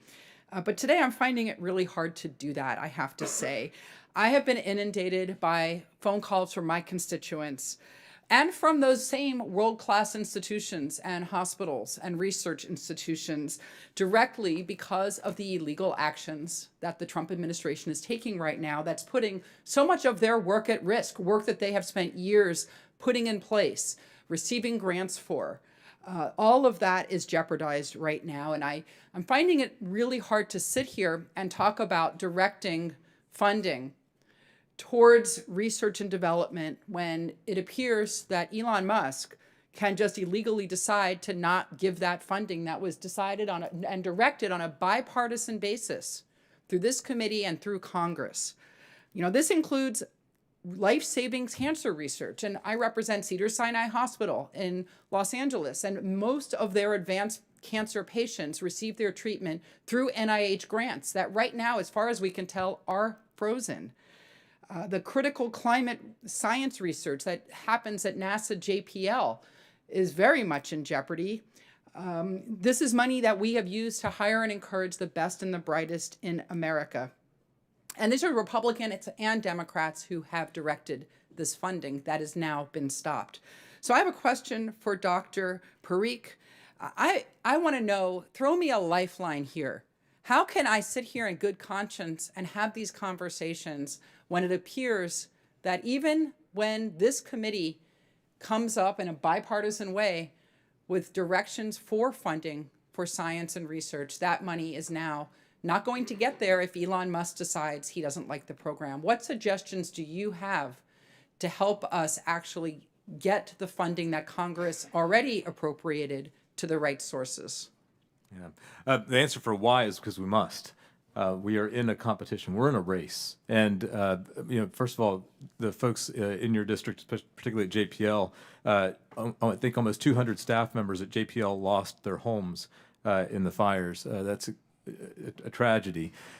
We are in a race, and so if we are not funding the science going on at JPL, there are things at JPL that are absolutely unique in this country in terms of space exploration, in terms of our robots that look at the planets in this solar system. They can't be rebuilt without unless there's stability continuing them and keeping them going forward. What gives me hope is that I see the resilience of the scientists and engineers who are out in the community. And one of the things I've said over and over again is that uncertainty really worries our early career scientists. And whether it's the mechanisms that Dr. Hammond talks about or the status quo, whatever that is, those early career scientists, they're going to be the ones doing it for the next 20 or 30 years. And we have to keep them in this enterprise.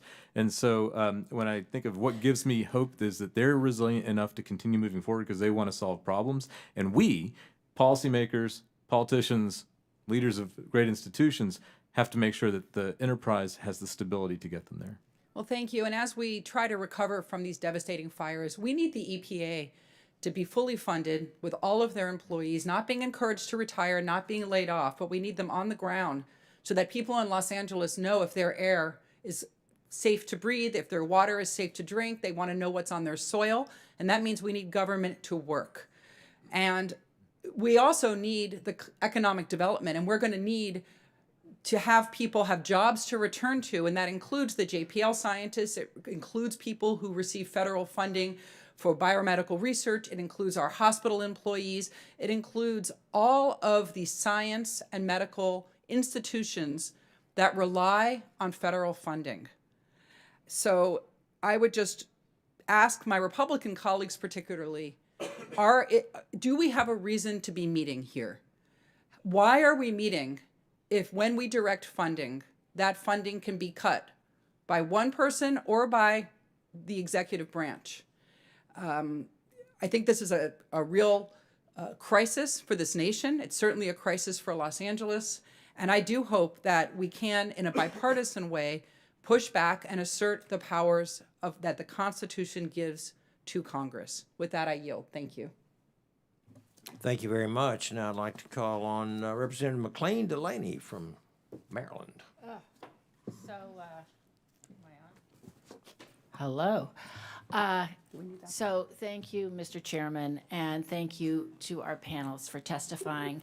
I have sat here for 3 hours and 44 minutes because I'm one of the most junior members. I am part of the freshmen in the 119th class. I might be one of the youngest members, but I'm probably one of the oldest in terms of experience and having been around for a long time. And I love the fact of investment, science, research, education, and how they drive innovation. It helps our workforce development, but it brings the best of America, of when you take research and you take all of these wonderful things and mix it in a public-private way that we lift up. And that is really what helps our national security, our economic security, and who we are as Americans. So I am thrilled to be here, and thank you for letting me.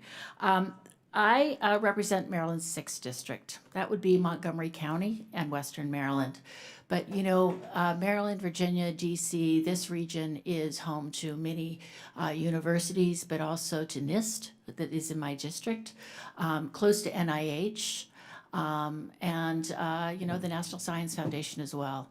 I am a big believer in what they've done, but just stepping back, I just want to say that you know, NIST in particular is one of the most incredible institutions. As you know, Mr. Copan, I'm going to ask you about this, but it's broad and deep. And, you know, we are, under the First Amendment, really, Congress was explicitly giving standards, weights, and measurements in terms of that. And NIST does everything from quantum physics and AI to our standard protocols. And it is so important to who we are in terms of innovation. A lot of what I'm going to say, and I'm just going to say it briefly, is I was a telecom lawyer. I was a satellite executive. I worked in a nonprofit in tech. But most recently, I was at NIST. I'm at NTIA as Deputy Assistant Secretary. And I dealt a lot with our standards and worked in terms of AI and how we look at our international standards. And I'm going to, you know, echo a lot of what our you know, I could say a lot of different things, but there's 2 questions I want to ask to all of you. One, research is the hardest thing to fund, and it's got the biggest ROI. And, you know, but a lot of research, basic research we've talked about, but a lot of the research that is done by our government agencies is so broad and deep, it will never be funded completely by our private sector. And, you know, so we invest in it and it's capitalized by our big partners. When I was at NTIA, I had the privilege of doing over 50 bilaterals around the world. Many at the ITU in terms of Open RAN and vis-a-vis Huawei with 5G, but also in terms of AI. And what I found was that you would have these private sector and then NTIA, NIST, State Department, engineers there, but the protocols of the world are being developed there. And the Chinese would have hundreds of people, and we'd have a small team. And the companies would come in with a very wedge on a specific part that impacted their business. But the whole part of the country was not, you know, done but by our people. So my question is, in your view, in the current state of U.S. competitiveness against China at the ITU and standard developments, but even more broadly, and I'm going to put this out to the whole, you know, how do we make sure that we have, that the private sector can stand forward? Because as we see these hiring freezes, I'm scared. And I want to make sure that we have the ability to fund these quietly, NIST and otherwise. What will be the alternative?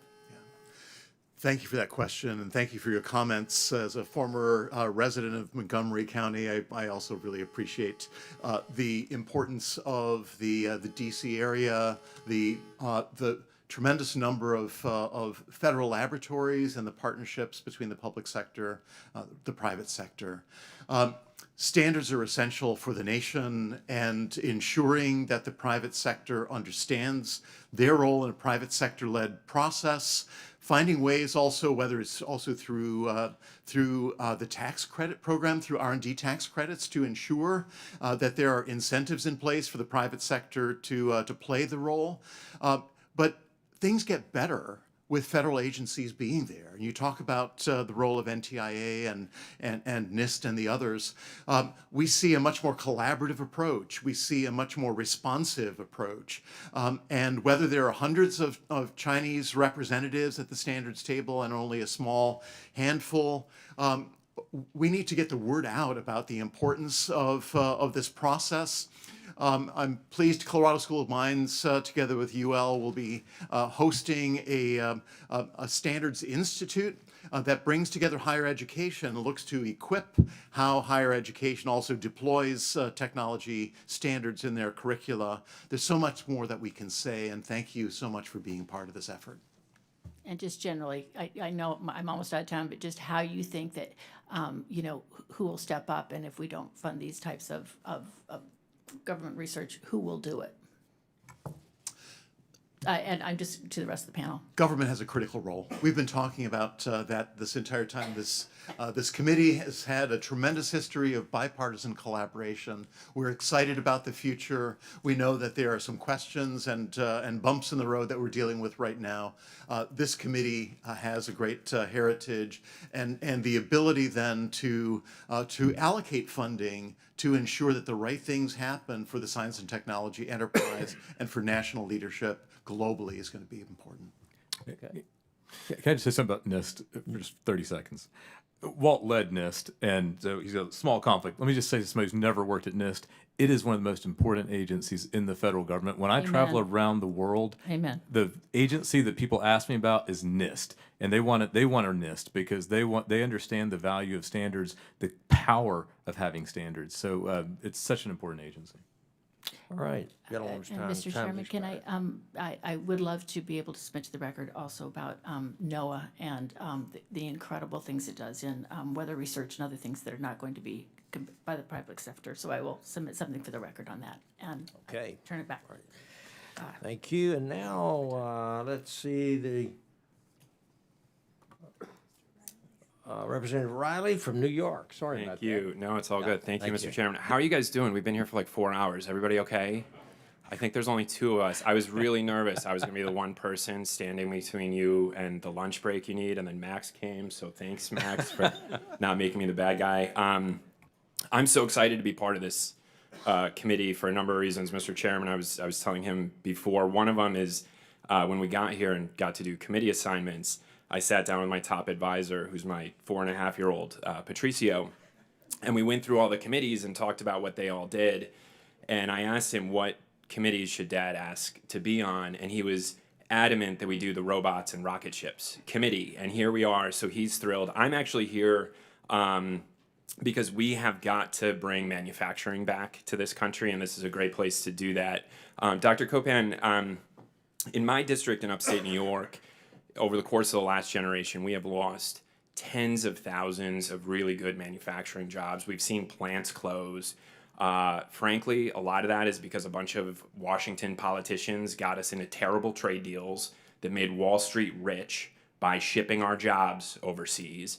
And it's put us at a huge disadvantage. It has gutted the middle class. And so one of the things I'm most excited to work on this committee is bringing manufacturing jobs back home. We have got to start making stuff in America. We've got to start making stuff in upstate New York like we used to do, and not have all this stuff made in China and be dependent on China. So big question generally, from your perspective as a former NIST director, how do we do that? And in particular, I was hoping you could talk a little bit about the various manufacturing programs at NIST, the return on investment from those. In Binghamton, we have the Alliance for Manufacturing and Technology, which is part of the Manufacturing Extension Partnership. Critically important. Was hoping you could talk to the record a little bit about the value of those programs. Thank you so much, and I'm delighted that you're on this committee and your passion for rebuilding America's manufacturing base. I commented briefly earlier about the importance of making, and this committee has oversight for the Manufacturing USA programs, the expansion that we've seen recently with several new institutes, including the one that I was talking about, where AI, digital twin, and manufacturing for the semiconductor sector that critically involves the state of New York. Absolutely. And so excited about those opportunities. We know that so much innovation is driven by small and medium-sized enterprises, and so the Manufacturing Extension Partnership, I'm so excited in my current role as VP for Research and Tech Transfer at Colorado School of Mines to be a close partner to the MEP program and supporting not only manufacturers in Colorado but also across the American West. We recognize that programs like the cybersecurity cascade that came through the MEP program was enabled by the power of that network and by the linkage with NIST. It supports national security because small manufacturers are the key part of the manufacturing supply chain for the space program, for the aircraft that we rely upon for our U.S. military. So ensuring that there's awareness of the linkage between science and technology, the importance of the manufacturing sector and the need to bring those innovation streams together, and critically to rebuild the workforce. So much of what we need in our nation is to rebuild manufacturing jobs because they see them as part of their own future. They see that as important to their local communities. And I'm excited about what you're doing and what this committee is doing to rebuild American manufacturing base. Thank you. Well, I'm really eager to work with you on that, and I want to follow up on what you said about the workforce, the manufacturing workforce, and Dr. President Wilson. First, thanks for all your service to our country. I really appreciated what you said earlier about the importance of inspiring the next generation of scientists and engineers. If we don't do that, we can't compete with China. We've got to be able to do that. And in your testimony, one of the things you mentioned was enhancing Pell Grants for in-demand STEM careers. I'd love to hear more about that. And also on the subject of Pell Grants and STEM, I don't think a 2-year or a 4-year education should be the price of admission to the middle class in this country. I have a bunch of IBEW, the electrical worker locals in my district who are doing incredible work around CTE and apprenticeships. And I think we ought to start thinking about using Pell Grants to support CTE. My time's expired, just very briefly, and then maybe we could continue the conversation after. Very happy to, sir. 24% of jobs in America today require some kind of STEM knowledge, but only half of those require a bachelor's degree. So you're absolutely right that it's possible to, it's very much possible to do that, and career and technical education is a part of it. I think it may be time for a new National Defense Education Act and NDEA 2.0, and that part of that may be to change some of the incentives with respect to Pell. And what degrees we're encouraging students to pursue so that we connect college more closely to opportunities and career. I'd love to work with you on that. Thank you, Mr. Chairman. Okay, you're welcome. And last but not least, Mr. Frost from the great state of Florida. Thank you, Mr. Chair. Lunch is upon you. Did you bring it? I didn't bring it. I'm sorry. Well, thank you so much for being here, everybody. It's so good to be here. And Madam Secretary, I am a former 10-year member of the Civil Air Patrol, so we love the Air Force. I represent a district that is the hub for modeling and simulation in Orlando, Florida right now. Very proud of what's going on in East Orlando and Research Park and a lot of the public-private partnerships and partnerships we're seeing with the military and the Army there, and the integration with our students at University of Central Florida, Go Knights. I think it's a really great example of the kind of ecosystem we need to build everywhere around this country to, of course, remain competitive with our adversaries, but also provide good avenues for all kids, all students to be able to do this important work for our national security and to make life better for all Americans. Mr. Hammond, I wanted to ask you about the factors making it harder for America to stay in the lead with science and technology. I share your concerns about this kind of apparent slowdown in American innovation. In your opinion, how can we best spend public dollars and be smarter on R&D as it relates to the private sector? Thank you for that question. If I could give maybe 4 or 5 bullet points on what could be done for federal R&D in particular, I would say, prioritize and fund more high-risk proposals that have little or no preliminary data. Do less peer review and more accountable program officers, so actually have people who know the subject matter expertise triage what gets funded. We should greatly reduce reporting requirements in our federal grants, which now take up 40% of our PI's times. And then we should create new career tracks for younger scientists. But also piggybacking on Congressman Riley's point, I think ultimately the manufacturing agenda ties in with our science agenda, especially as you look ahead where near-term AI progress could significantly automate a lot of knowledge work. As a country, we've bet on, as a comparative advantage, we've bet on entertainment, finance, management, essentially all the sectors that are very close to having AI alternatives. And at the end of the day, our core competitive edge will come from real physical industries, and we need to make it a lot easier to build. Yeah, thank you. I mean, when I look at things like DeepSeek, of course, under the well-known bureaucracy of the CCP, it seems like, they can still match American innovation with none of the hundreds of billions of dollars that folks like OpenAI, Oracle, Microsoft want taxpayers to dig deep for. Something to keep in mind. You highlighted in your testimony how federal spending on science, research, and development in absolute and in inflation-adjusted terms is at its highest levels, but it's actually at a low point as far as percentage of our GDP is concerned. On this committee, I think we need to look at redoubling our commitment to scientific research, not just in the raw dollar amounts, but also to match what we need to remain competitive and what's needed to lead. Mr. Hammond, thinking right now in the final few minutes about factors challenging our ability to lead in innovation, you point to a research system that punishes heterodoxy. Can you say a little bit more about that and explain what you mean? Yes, absolutely. We've heard a lot today about concern over grant freezes at NSF and so forth. Much of this literature on this slowdown in science emerged out of the pandemic, where we had a national emergency, a global emergency, where NIH grants were critical to supporting new treatments, and in many cases took 9-12 months to actually come through. In some cases were rejected because they used the wrong font. And that gap had to be filled by private philanthropy. And really coming out of the pandemic, we should have looked back on our science programs and said, why did they fail? And try to draw a distinction between science and science programs, the same way that we distinguish between a housing program and someone actually having a house to live in, or an education program and actual education outcomes. Until we make that distinction, we're going to really be chasing red herrings.